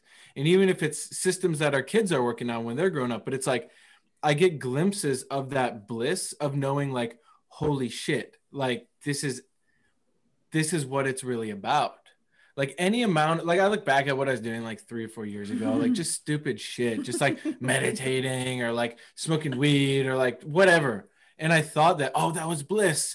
But you always come back to reality of like, still fucking don't have enough money in my bank account, still not happy, still can't fully appreciate just being here like with my partner. Yeah. And now I see, no, this is what real bliss is. This is what real happiness is you may not feel it in the moment, or it may not be that warm, fuzzy feeling or feeling like whatever that thing is, but it's that knowingness that every moment I'm directing myself to that outcome and supporting others so that we can all direct ourselves to the outcome, where then we have the smartest generation of children that grow into teenagers and adults. And we create and we leave this legacy on the earth so that shit, if we come back around or whatever, it's not going to be you that comes back, but like where all these beings entering the world as kids, like they actually have a fucking shot. So they're not just inheriting some world with some communist dictatorship global elite that just runs fucking everything, and then they live in some VR hologram shit. Like that's where it's fucking headed. Right. But that's where I find my bliss of knowing, like, it's not my bliss, it's just fucking bliss in reality, is actually doing something that fucking matters with your life. And sometimes it's difficult to see that. Sometimes when people look at that, they say, there's no fucking way that I can influence the world. There's no way that my decisions are going to affect everyone around me. Like, it doesn't matter Like, there's no way that I can make as much money as Jeff Bezos. There's no way that I could have that much influence. And the world is just going to keep happening the way it is. So why would I waste my time? Why would I waste my life? They should really see what TechnoTutor is about then. Why would I waste my life doing all this stuff when other people are coming out with the inventions that's going to make my life inevitably unlimited? Like that nanotechnology in the biotech, where in 10 years you can live forever because it will be rid of all diseases and reverse the aging process. So they've got it taken care of for me. I don't have to do anything. Where it's like, okay, that person doesn't see how it's 1 + 1. You individually, no, but you doing your process and then us as a collective all doing it, that's what will do it. Yeah. And we're all doing it right now. We already have a community of people doing it. You just individually have to do it. And that contributes. You don't have to become Jeff Bezos. You don't have to do some kind of extravagant shit. You don't have to come out with nanotechnology within biotech. Like, you don't have to do any of that. You just have to work through your shit. Like, that's it. And it's actually quite simple. And just show up. Yeah, work through your shit and show up. It takes time. Sometimes it's difficult, but it's simple. There's a difference between difficult and simple, because the process really is simple. It just takes time, and sometimes it's difficult. That's it. That's it. You have to move through your resistance to changing. Yeah. Yeah. And also, that's the power of the group, right? Because I remember, and I know I've said this a few times before, but like I remember when I was on the phone with Cam and he was like, don't you want to do what's best for all? I'm like, but what if other people don't do it? And he's like, is that what you're going to base your decision on? Like whether somebody else does it or not? But there is that objection that does come up within individuals of like, am I going to be the only one doing this and no one else is going to do this? But when you can see like a whole group, a whole community doing it as well, and actually like walking through everything, then the same thing happens where it's like, oh, okay, well, now everyone is doing this. I should be doing this because we can actually, it's more visible. You can see it more easily with, oh, there are other people who are like this doing this. But Drake, yeah, that was because you didn't make that excuse. Yeah, that's true. That's really true. Otherwise, that wouldn't be happening right now, because it's you guys coming together. Like I couldn't have created Self Perfected by myself. Right. You know, that's really you guys doing all of that. I'm just doing the podcast. Yeah. So, but you see what I'm saying? Now that's also all the people in you there didn't make that excuse. What that's going to create. Yeah. So right? it's like now you have, imagine Neo had the ability to do that same thing that Agent Smith could do. Put their hand into people and just, right? Yeah. That's really interesting. I remember when we were talking about it at some point, Jesus said, nobody comes to the Father except through me, or something like that. Yeah. And we redefined it as nobody comes to life except through us, or something like that. Well, I think I did. I don't remember if you guys did. But the point is just like, no one's going to fucking figure this out unless we do it specifically. In the same way that if somebody doesn't go through the school system, they're not going to be retarded. Yeah. Well, that's not guaranteed, but it's a lot harder for them to just be asleep. What do you say, Drake? That's like that point that you'd brought up earlier about when you're seeing other people come up with their objections and going back to, okay, where was I when I was in that position?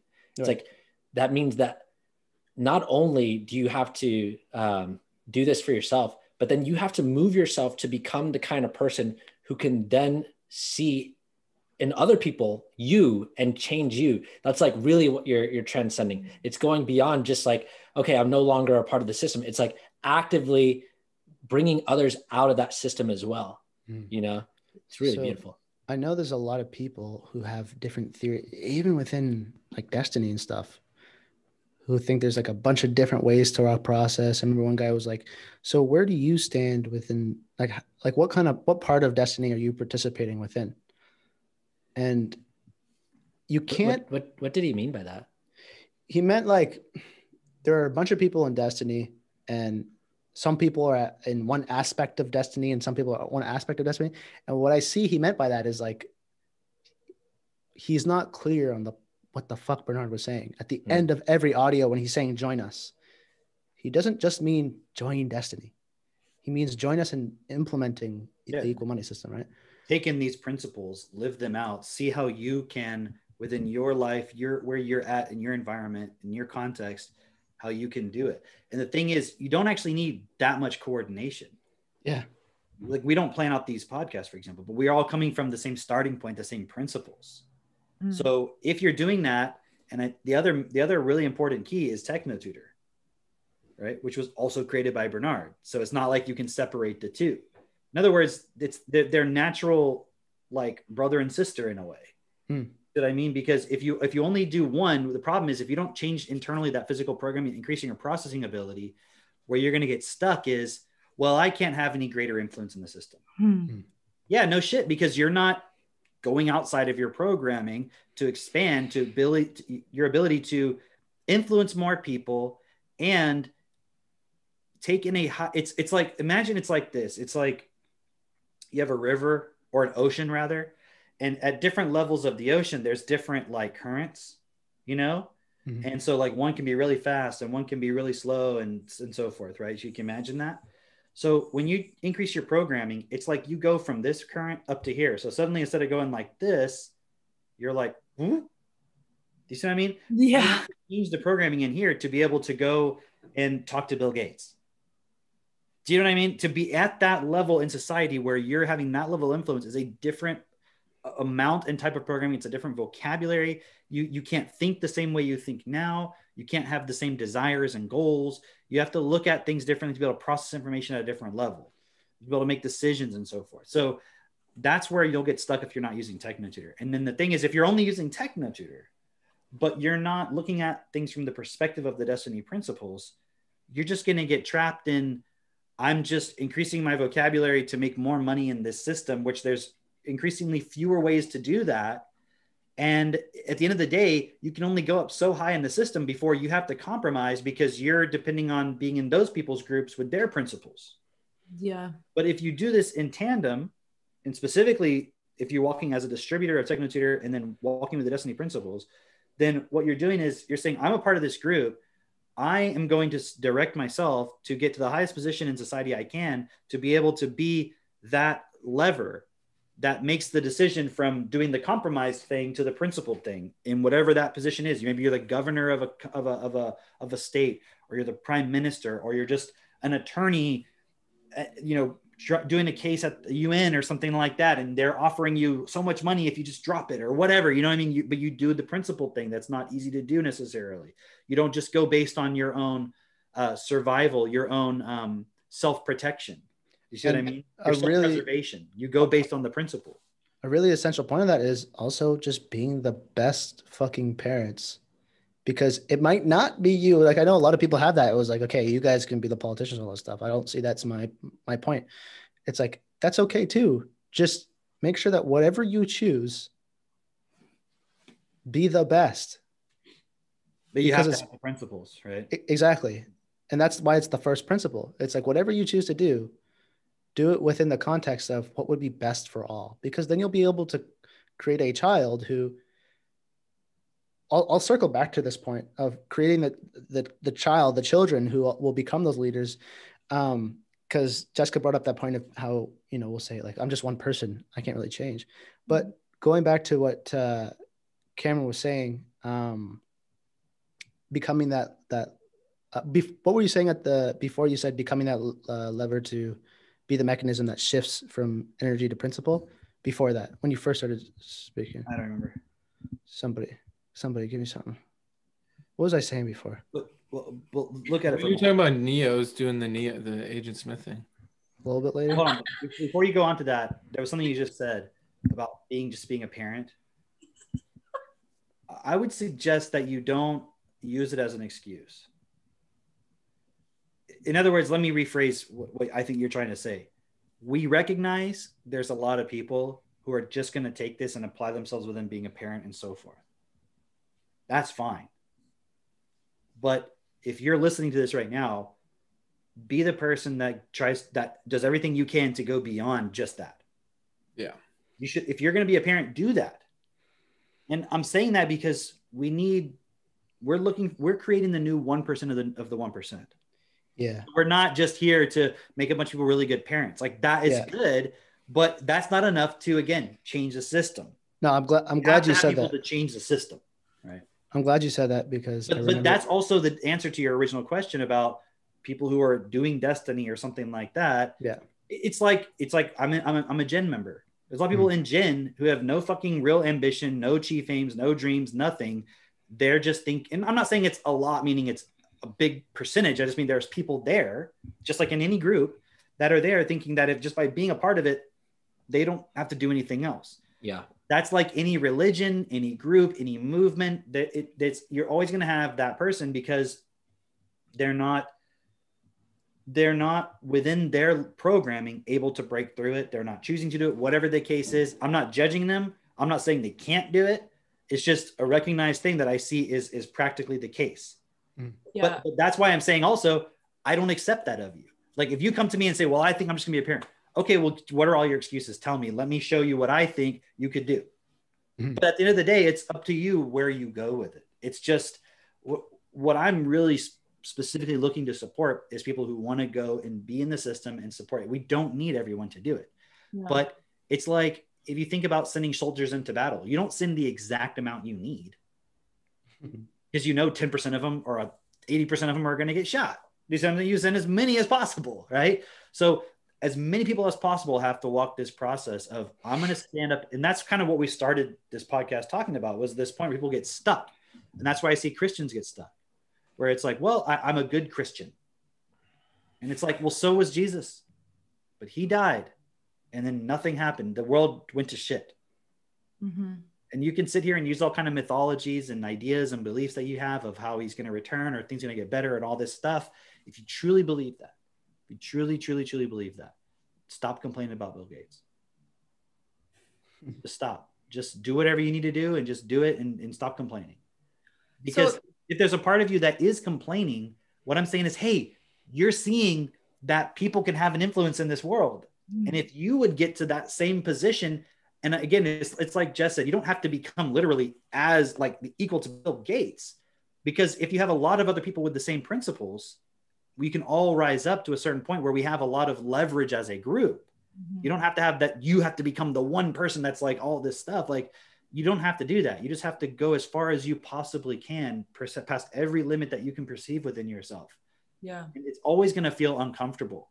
And that's why this whole focus on everybody always trying to feel good, which China is exploiting right now against the United States. They're taking our strength, which is the individual, is important.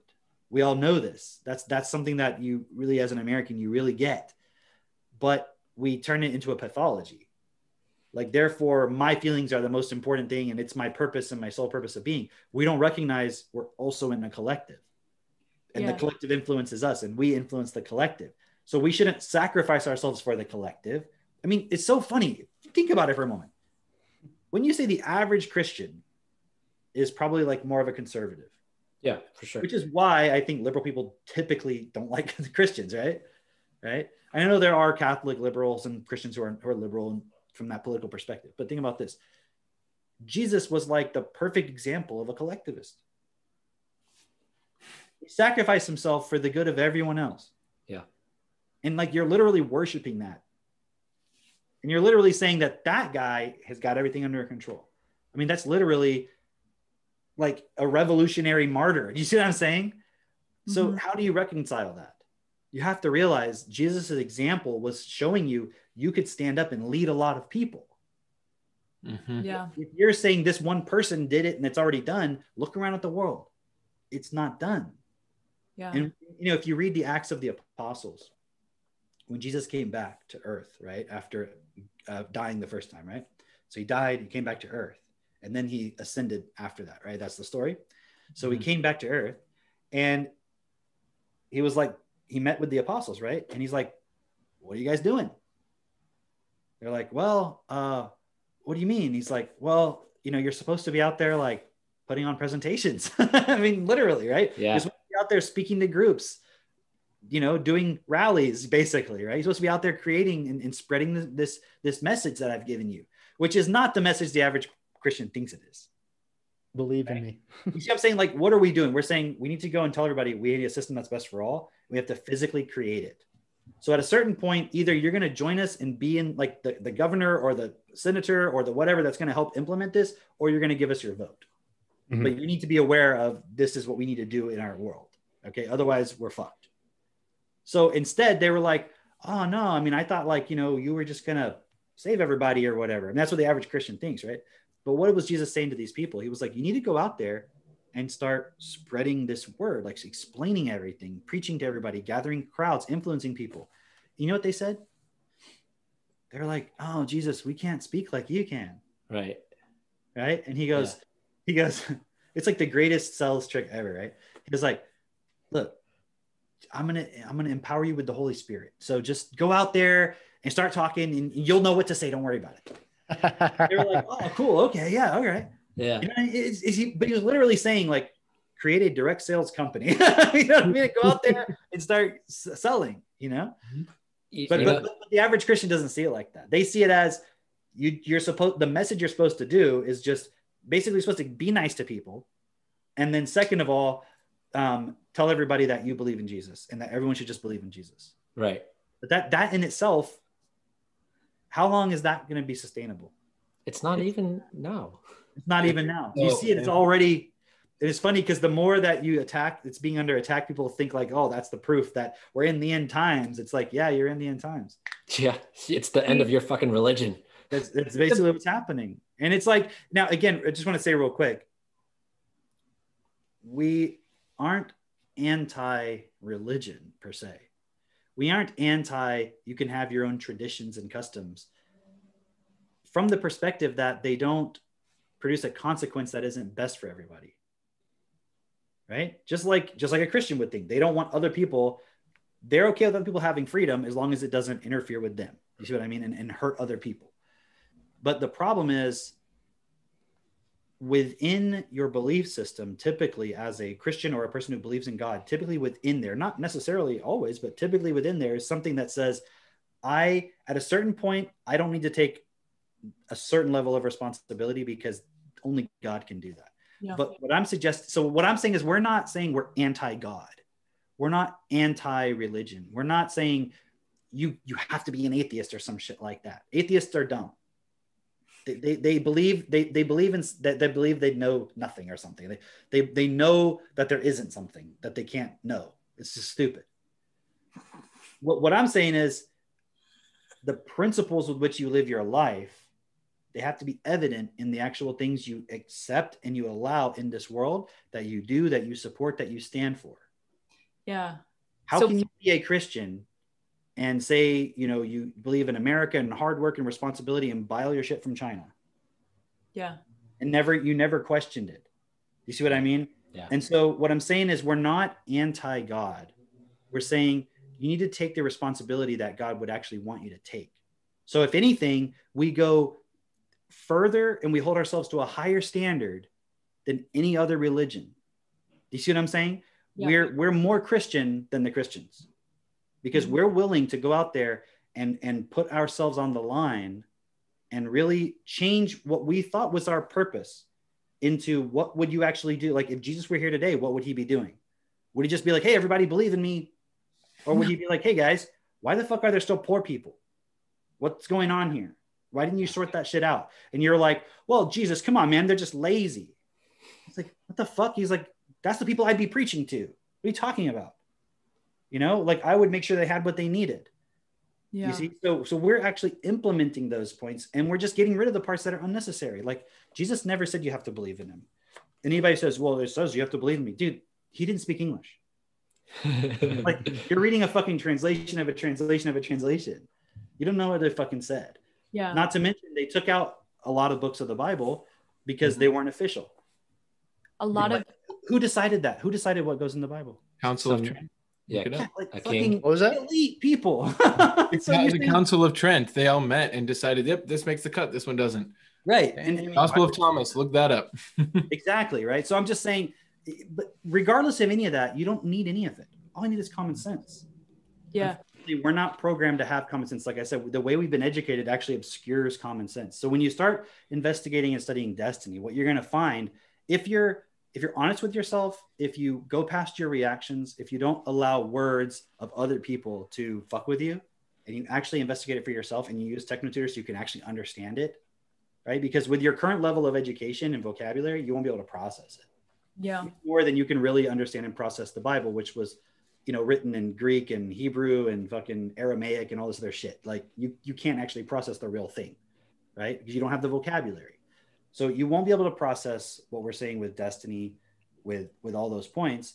But if you do, if you walk that process, what you're going to find is we're saying the actual kingdom of heaven on earth, which is what Jesus said, that's what we're implementing. We're creating it, not through force, but by supporting everybody to be the kind of person that could be in that world and like accept it, allow it, be of service to it, receive it, be cool with it. Do you see what I mean? Actually operate within that context of reality, which the average person right now, there's virtually no one on the planet right now that could operate in that context right now. That's what we're busy proving by walking our process, is that we will be able to operate in that, at the very least, by creating the conditions so that others can step into it. And the point that I wanted to make earlier was the different ideas that people have about process, about the result of process. It's, and the way the words can be manipulated as this is a very individual process, which it is. Yeah. Because you have your own experiences. But you can't simultaneously believe that this world is a reflection of what's going on inside of us, and the purpose of your process is to just experience yourself as fun, or like develop your expression within like, just this one thing over here. If you create the conditions necessary where everyone has what they need, that will be the natural experience of every child on earth. Exactly. So quit trying to fucking take it now and pretend like you have it now when you don't, and you're just pretending. Yeah. It's just artificial. Anybody, and see that it's not specific to any particular person or religion or anything. It's just you haven't done the work to create the conditions necessary for there to be heaven on earth. So you don't get it yet. People. Now, how would you have it before you create it? Just by acting as if it doesn't matter. You see what I'm saying? Like you're within yourself. If you can't find fun within creating a world that's best for all, going into politics and all that stuff, you can't find it in anywhere. Like imagine having to like make your own PS5. Like if you find like a PS5 like really fucking fun, right? It's like while you're making the PS5, you wouldn't be like, yeah, this is just as good as playing the video game. You'd be like, okay, I'm developing this so I could experience the benefit and I can play with my friends afterwards. Imagine you have to build your own fucking treehouse, right? It's like that process of bringing it into life shouldn't be something where you're like, no, I don't want to do that. So I'm just going to sit on the ground and pretend I'm in a treehouse, because that's not going to feel as good as when you get to invite your friends into a treehouse. You guys have to hang out and all that point.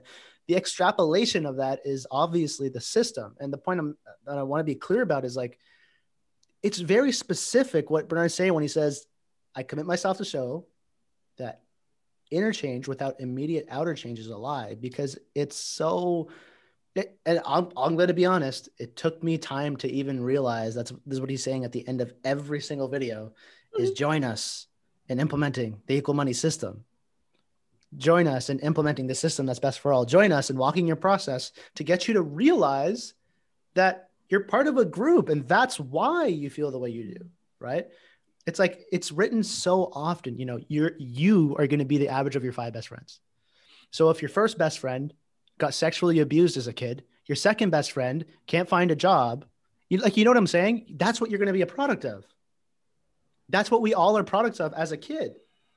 And the reason why the whole parents to be thing is really important. It's like when a child is around another child, they're not just downloading from that other child. They're downloading what that child has from their parents. So when you have kids, you have a group of people around you that you trust that they've been walking their own process to remove these points in them. You'll never be able to have the kind of relationship that you want with your child. Because just like Cameron said, they'll go to school or whatever, they'll come back and a week later, they're going to be expressing some behavior that you don't know where it came from. You don't know how it was created. So you can't take responsibility for it. You don't know what happened. Right. Yeah. But you want to say something? Yeah. So we live in a society where most parents have raised their children without principles. And people see principles as something that is controlling and restrictive, and it limits their ability to express themselves. When, if you look at it, if you actually develop the ability to have common sense, you could see taking every human being and all life into consideration when living your life is common sense, and it's not restrictive whatsoever, because the only thing it's would be limiting is abuse and neglect. It just makes sense. So if, parents had that and they were truly living that, then the kids would understand that. But that hasn't been there. So people resist. Even that word principles is very charged for people. People have a lot of resistance to even hearing that. They're like, that means rules. Yeah. That means, limitations. That means I can't do anything self-interested or all this. Like, it's automatically like, no, like, you can't even hear what you're saying after you say that word, because it's just so charged for me. And I'm here to say, like, when you take all life into consideration, your life is way more fulfilling. You're way more satisfied. The feelings that you do experience are like, they're wholesome, like they're organic, like you know that it's not abusive. They're balanced, right? Yeah, like that like there isn't a abuse being created because I'm feeling this way. It's just like they just happen because I am truly living my life from the starting point of I want to do what's best for all human beings. And like I said, that doesn't mean that within my lifetime I'm going to be the one that creates a system that every person is fed, every person has a house, every person has the clothes, every person has a proper education, everybody has proper sewage, everyone has water. Like, no, we all are together. We're all going to create that system by each individual doing this process, but it has to come from that starting point of I'm taking all life into consideration. And that's what we mean by principles. That's literally it. It's just like you are able to take that into consideration, have that as your starting point within anything you do. It's not to say that, if you break these, you're going to go to hell. And, all this shit, it's like, it's so charged. People can't even hear it when it just makes sense. It's like, hey, take all life into consideration. But can you guys, I want to kind of get some feedback from y'all, especially for those who are listening, to kind of see more perspective within this. And I really see it as a critical point. Can you go through this life, consider what's best for everybody, and let's say every person on the planet did that, but we don't change the system? No. So what I'm saying is, especially for those who are like, let's say you're coming from a Christian perspective or something like that, or a religious perspective, you're like, no, I raise my kids with principles, right? But you don't raise them, you within yourself, or you're not supporting them, or you're not supporting anyone else to actually change the rules in the system, because the system does have rules. I think the rules in the system are not everyone gets enough food. We have enough and not everyone gets it. So you sure where I'm coming from? Yeah. Meaning you can't just say, oh, I'm always considering what's best for everybody, but also I'm just going to work every day and I'm not even supporting anyone else to stand up and change the system or anything. We're just going to let everything run its natural course, but also I'm considering what's best. So I'm a good person. I'm good. And if everyone just did that. I think a lot of Christians think that they are on the side of the matrix and like they're actually a part of the system. They think that they are, on the side of Neo and Morpheus and all of them, but they're really an Agent Smith. Or even like they think they've taken the red pill, let's say, and they get out of being it. Oh, I don't live in that matrix anymore. But then they don't actually do anything. They don't actually contribute to actually changing the system at all. It's like, oh, I've done my part. I took the red pill and, But even when they took the red pill, there were still those machines on the other side. Right. You know what I mean? So That's what I'm saying. It's like, address, oh fuck, there's a fundamental problem here. Like we're if we don't address this, we really are fucked, even in the red pill reality. You know what I mean? You don't just step out of the system and suddenly everything's great. It's like, no, you have to now create something. How much harder is it for them to create heaven for themselves in the real world than it is in the fucking simulation world? Yeah. And I'm saying this, and it's not just Christians. It's so many people, they think just because they're aware of the problems, that it's like, okay, I've done my part. Yeah, I see. Oh man, that's terrible. Yeah, oh man, schools are terrible. I'd never put my kid in schools. Like, if everyone else stopped doing this, if everyone stopped doing that, if they stopped doing this, or this person stopped doing this, right? But then not considering, okay, if you see they need to stop, then here's if you just stop there, you're fucked. Here's where you need to go. You need to go next. What in our environment, in that person's environment, and then in the total environment, from a systematic perspective, is constantly being recreated to reinforce an impulse to that person or anybody coming up into the world as a child and so forth, to think like that, to be like that, to act like that. Mm-hmm. And like a basic point is child abuse, for example. Mm-hmm. I'm not even saying the extreme forms where it's like you're literally just like, burning your kid with cigarettes or something. I'm saying like just abuse from the perspective of you're just letting them be raised by TV. You're not giving them proper nutrition. You're just not paying attention to them. You're just putting them in the school system, just basic stuff like that, which clearly is not producing a society that's best, right? It's producing a society that's very manipulable, right? So if you're not taking responsibility for that, then how can you complain what's going on in some other context?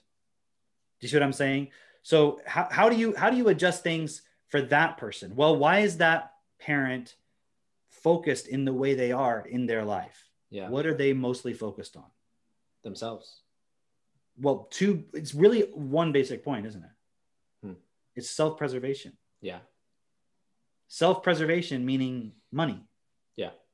Because even if they're not like literally living paycheck to paycheck, at that level, Maslow's hierarchy, right now they're focused on something feeling based. Yep. Mm-hmm. But it's still self-preservation. So it's still like my self-interest.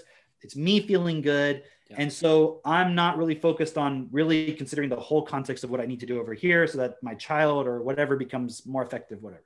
They're just focused on their own some memories they have, some idea they're trying to live out, whatever it is. But if you take it to a most basic point, it all stems from money, because the people who are in that position, they have better jobs. They're more high paid. They have higher education and so forth. It all stems from money. And I noticed when I post on Facebook, whenever I say that money is the most important thing in the world, it triggers people the most. Mm-hmm. Because people think if you accept that, that means you don't care about anybody. It's like if I say money is the most important thing in the world, that means I don't care about anybody else. But how is, like, if I said oxygen is the most important thing in the world, would anyone have a psychological reaction to that?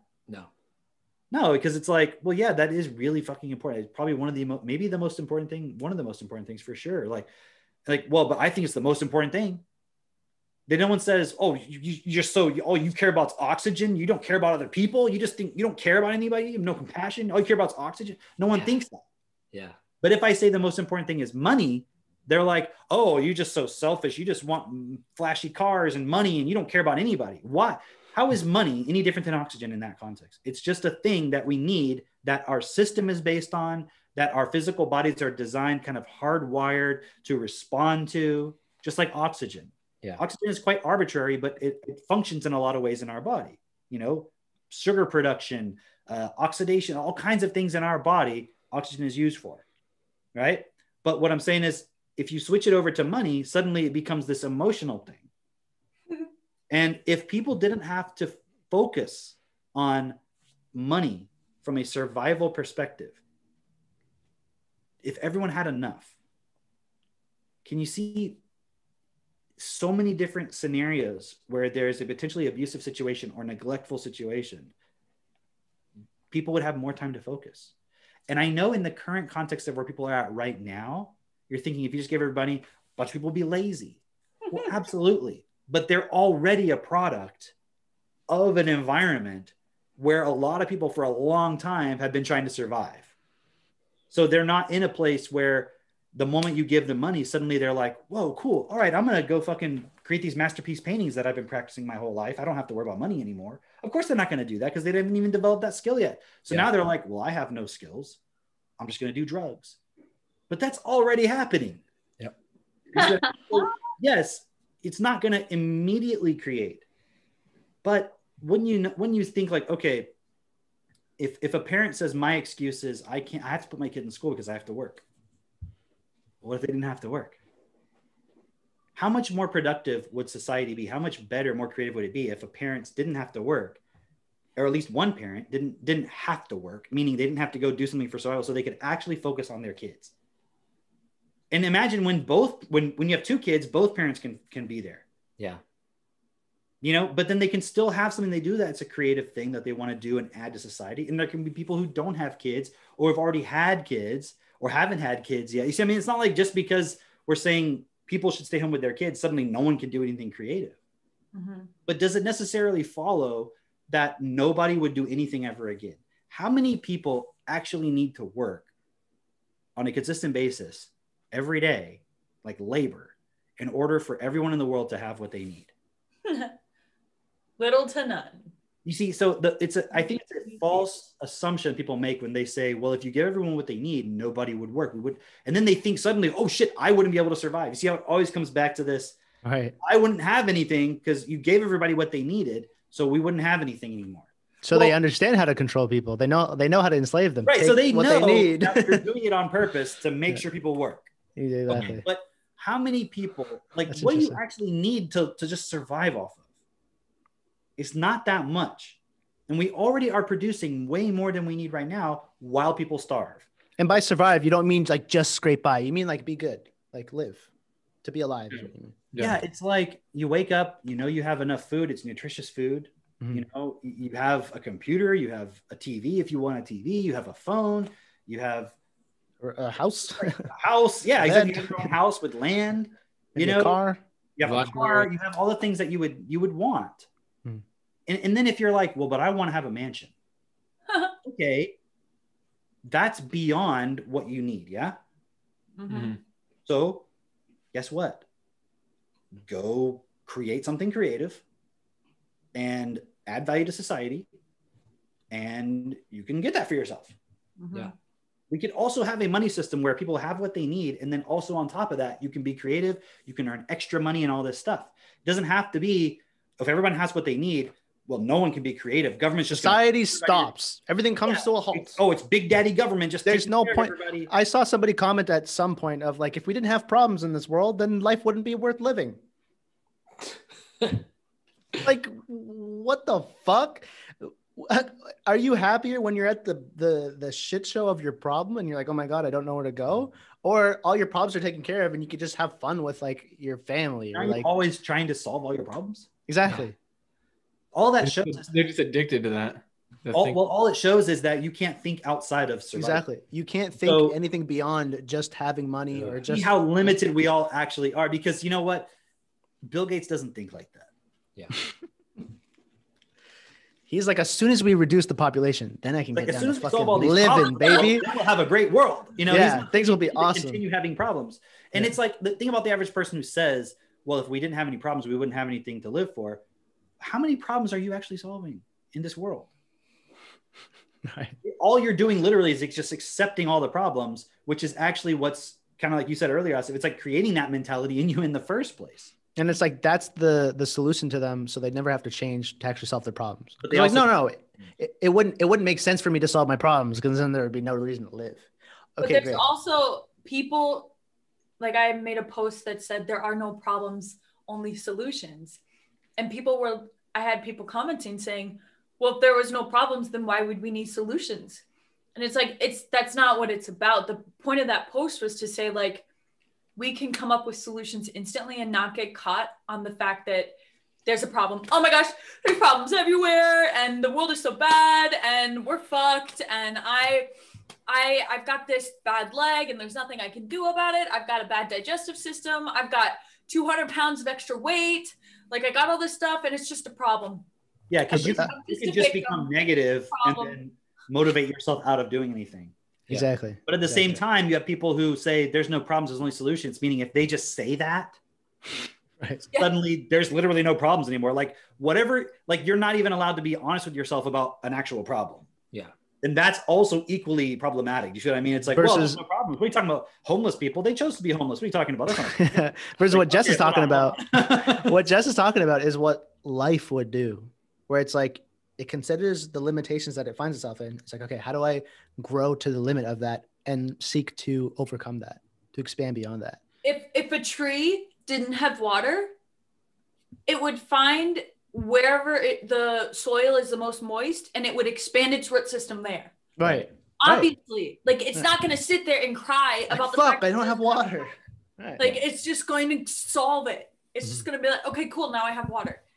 And that's the same with all nature outside of human beings. But human beings are obstructed by feelings, and so we have limitations, and we have created just a clusterfuck of a world because we have limited ourselves to feeling good. So avoiding feeling bad.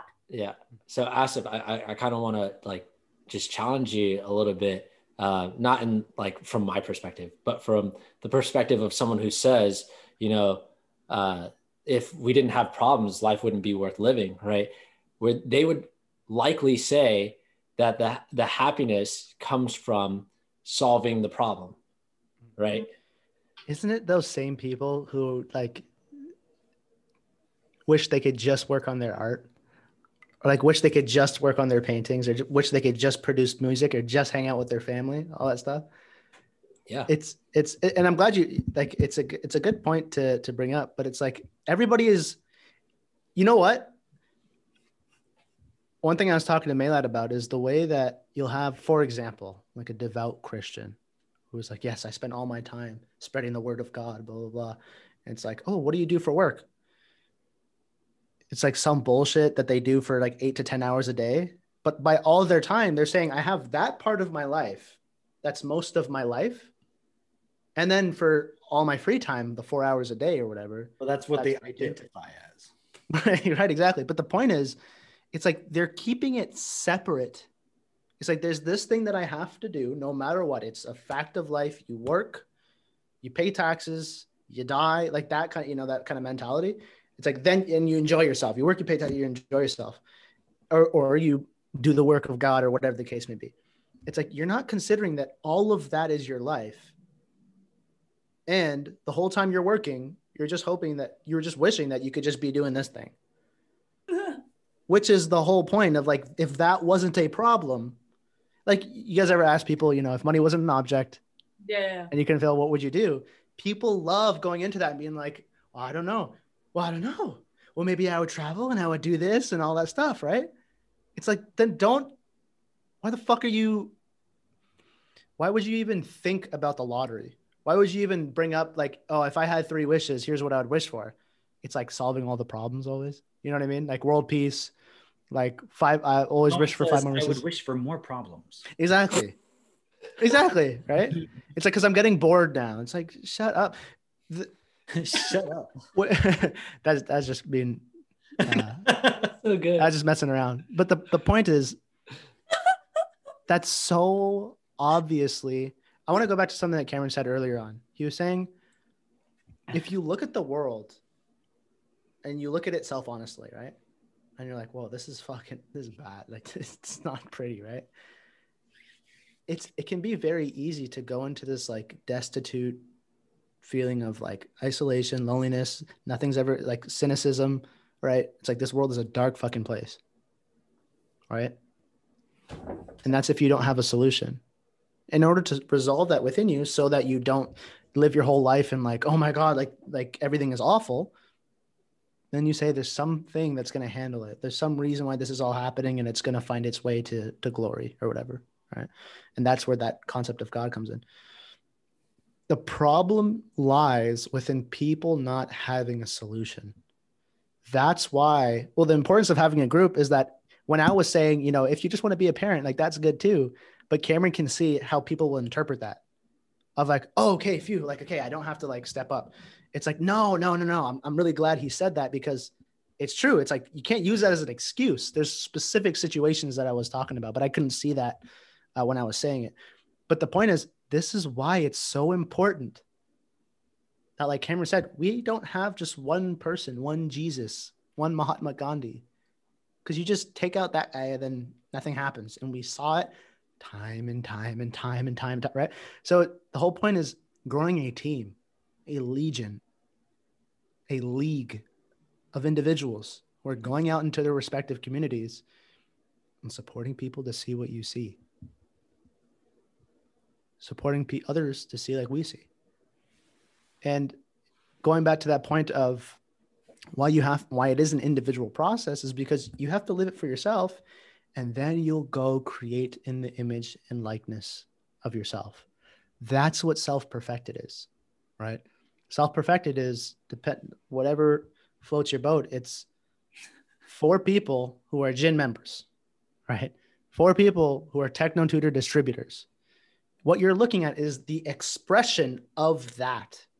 You're not looking at 4 individuals who are special, blah, blah, blah, right? It's like, we'll go into that follower point. Oh, Tony Robbins. Oh, KT said. Oh, Jesus said. You know, how often you guys freaking hear that? Right? Dude, but KT said, right? Jesus was a failure, but yeah, we have an opportunity to change that. Jesus was a failure. KT's in jail, and all those other motherfuckers are dead. And the system keeps compounding on itself right now. Exactly. So the hidden gem within KT going to jail was for a group of individuals to step up and take responsibility. Yeah. Instead of everyone else just waiting for him to get out and only doing the shit that he did because KT is God. Right. And so that's what self-perfected is. KT comes back like Jesus, like, the fuck are you guys doing? But you guys are going to expand the group. but KT also said that everything in your wish is your command is like all you need. And what that means is he already explained to you how, because what did he say? I was an insider. I was in the elite groups. I was in the fucking secret societies. This is what they do and teach and learn and do all this stuff. And it's how they control society. Now I'm going to teach it to you. The purpose was so you can control society. And I say control in the sense of you can step up and then you can be the ones who influence the directions of things. Mm-hmm. But in a way where we support the individual to take self-responsibility so that you never have to control from the top down anymore. Yeah. And then anybody who would be in the top, quote, levels of society would just be an administrator, just there to make sure that the things are moving properly. And if there's anything that's out of balance, that it can be looked at. But that will only work if the individuals are supported with a high effective vocabulary. Otherwise, what happens is no one at the bottom levels of society, or the average person, let's say, is able to take self-responsibility. So the people in these roles just abuse the power. They try to control. They're not able to consider what's best for everybody because no one's taking self-responsibility at their own individual level. They're only taking things that's given to them, essentially. Mm-hmm. Even if you live in a capitalist society, you're not creating the job for yourself. It's like you're looking for a job. Mm-hmm. That's in capitalism. You're looking for a job. So if it doesn't exist, what do you do? How many people, if they couldn't find a job, just become entrepreneurs? That rarely happens. Mm-hmm. But in an ideal capitalist society, everyone should be an entrepreneur. Mm-hmm. Why would there be anyone having a job unless it was a temporary point so that you could eventually get into that point? Mm-hmm. You should work for yourself. You know, you don't need super huge mega corporations in an ideal capitalist society. But in an ideal communist society, you don't need someone controlling everything either. So that's why that video I made the other day, it's like, how can we synthesize both of those points, right? But it always comes back to, you have to walk your individual process and not make any excuses. Yeah. You know, otherwise, I mean, it's like, what's the purpose of being here? Just so you can live here and try to be happy. Abuse everybody else. You know what I realized too? Just feel good. You know what I realized is we're really not talking to those people who just want to justify what they already believe. Mm-hmm. Yeah, obviously. We're not. You know what I mean? Like if you're a Christian and you're like, no, Christianity, Jesus is spreading his message. That's the reality. That's everything. You're not going to listen And unfortunately, things are going to have to get really bad for you and people you love for you to realize what's going on. You know what's funny? Have you ever heard somebody say, like, for example, Cameron, I know that you've gotten this. Oh, Cameron's casting a spell on me. Cameron just cursed me. I did have somebody who thought I was communicating with them telepathically. Yes. Oh yeah, I remember that. But my point is, it's like those people who are like, no, things like this is the way of doing things are the same people who believe that something else has control over them. But then they'll say, KT said, mysticism, like, don't do it. Take 100% responsibility. And they have no fucking idea what that means. Mm-hmm. Right. Now, again, I was the exact same way. I could not process what that meant. Right. Mm-hmm. Taking 100% responsibility. What the biggest problem is as to, I mean, if you're listening to this podcast, if you've listened to the other podcasts, it shouldn't be an issue for you. But I know a lot of people are jumping in at different times. But it's like your only excuse to not understanding that there's a solution is that you just found out about us right now. Otherwise, you don't have an excuse. Yeah. You can't say that everything's going to solve itself. You can't say that God has a plan and all that stuff, because clearly we can see the result of the plan. And the other side of that is, okay, say God does have a plan. This is it right here. We're trying to communicate that to you right now. So the easy way to tell if somebody's getting it, because process, yes, is individual, but it doesn't mean like you measure it based off some other bullshit. It's like this world is a reflection of what's going on inside of you. So are your relationships improving? Are you taking more responsibility for your environment? Are you taking more responsibility for your community, for your city, for this world, for the system? The best way to measure actual change is, like Cameron said before, not convincing yourself that now you're different. So you can just, when you say it like this, people don't really understand. I wouldn't understand what that means, of just convincing yourself that you're good where you're at. But the way that actually looks is you feel better and you're not making more money. You feel better and your relationships haven't improved. Mm-hmm. That's the measurable way of figuring out whether you're changing. And that one is the example of not changing, by the way, to be clear. So at the end of the day, the only reason why somebody should have that cognitive dissonance of like, oh my God, the world's a really scary place, it's actually really fucked up. Oh, I should believe in God. I should have faith. The only way you can have that excuse is if you don't know about this. If you heard of self-perfected, if you've heard of destiny, it's now your responsibility to investigate it, regardless of whatever bullshit beliefs and ideas that come up of, what about this little blonde girl that's channeling people? And what about I heard that you guys are a cult. Like, yeah, every successful person is part of a group, cult, society, whatever you want to call it. Club. Exactly. Culture. Hey, by family. the way, they call Christianity a cult. So it's like, yeah. So it's like, if you put all that bullshit aside, or you still have it in you, you can't accept that as an excuse as to why you don't have to do anything, as to why you don't have to actually consider these points. Because just like Cameron was pointing out to Drake, it's like the only reason that you're here is because you didn't accept that excuse in you, whatever that particular one. For me, I had to walk through a bunch of bullshit inside of me because that I got from my mom. Right? Because she lived in like a very poor country where her brothers like got killed for money and they drank poison and lit themselves on fire. So like all of this fear of being manipulated was inside of me. So it's like one thing's off. I'm like, oh my God, like red alert, sound the alarm, like get the hell out of here. But me and my brother had to overcome that step by step and untangle all the bullshit inside of us using these tools. Here's the truth. If you care about your friends, if you care about your family, and they reach out to you, you're one of the people that they reach out to for advice. If you're honest with yourself, every time you give advice, you fucking know it's not making any difference in their life, or it's going to make a little short-term difference and they're not going to change. And every single one of us has experienced that. Yeah. Yeah. This is the only way.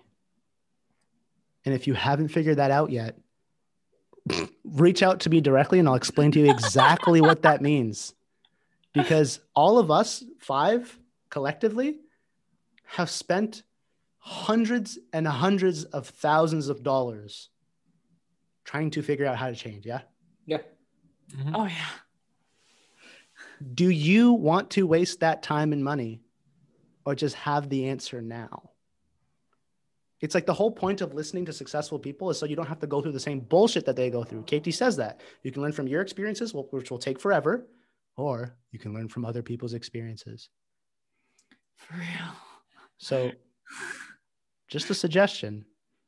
If you're kind of new to this, go back through and listen to the podcasts. Join the go to self-perfected.com, join the Facebook group, check out the principles and start looking at the destiny stuff. If you have been listening to this for some time, I got news for you. If you're trying to figure out what your next step is, if you're feeling like, I didn't get results, or like I'm kind of stuck or whatever. Yeah. The only way that you'll progress is if you take on more responsibility, which is fucking make a podcast, like make a group, go into your environment and start sharing this with people. So my point is, if you're one of those people who know that they're not doing everything that they can be doing, but you're starting to get it, reach out to Drake, reach out to Mitchell, reach out to Jessica, reach out to me, reach out to Kian, David Coulomb, Pepe, reach out to us so that we could just accelerate you into finding the next step. Because at the end of the day, what us collectively, what we know is that the only way that our individual lives will change is from us taking responsibility, changing things in our environment, upping our ability to do so that we have better. I just want to clarify one thing you said. Don't just make a podcast and think you're doing something. Like, yeah. Like use your TechnoTutor, do the DIP process. Join. Yeah, if you don't have TechnoTutor, get TechnoTutor, join the group, the DIP process. and be a part of other people who are actually walking this process, so that you're not doing this on your own. You don't have to do it on your own. That's the beauty of this, is that we're already taking this on. Just join us so that we can get there faster. Like exactly. It's stupid to think like, oh, I'm just gonna go off and do this on my. Oh, you guys have a great point. I'm gonna do it on my own. Like, why the fuck would you do that? Just join us so we can all do it faster. Come on. Yeah, that's your ego trying to take revenge and trying to be like, oh, I want to be the special one. Like, we've seen people do that, and you fuck yourself and you waste a bunch of time, and then you come back to the group. So just don't go through that process. It's true. See, this is why it's so good to have a group, because I'll say some bullshit. And we said bullshit throughout the podcast and all that stuff. But that's the beauty of when you're actually taking responsibility, you don't have to feel bad about making mistakes, because you know your starting point is to actually make a good difference in the world. So, and I mean, not just good difference. Everybody wants to do good. It's like, but once you do good, then there's better. So that's the never-ending cycle of wanting more money. Just do the fucking best for everybody, then you're set. That's what we're doing. And we're not accepting any excuses. We're not accepting any excuses. So can you? Self-perfected.com. Boom. Yeah. You in the group? Till next time. Bye. Bye, everyone.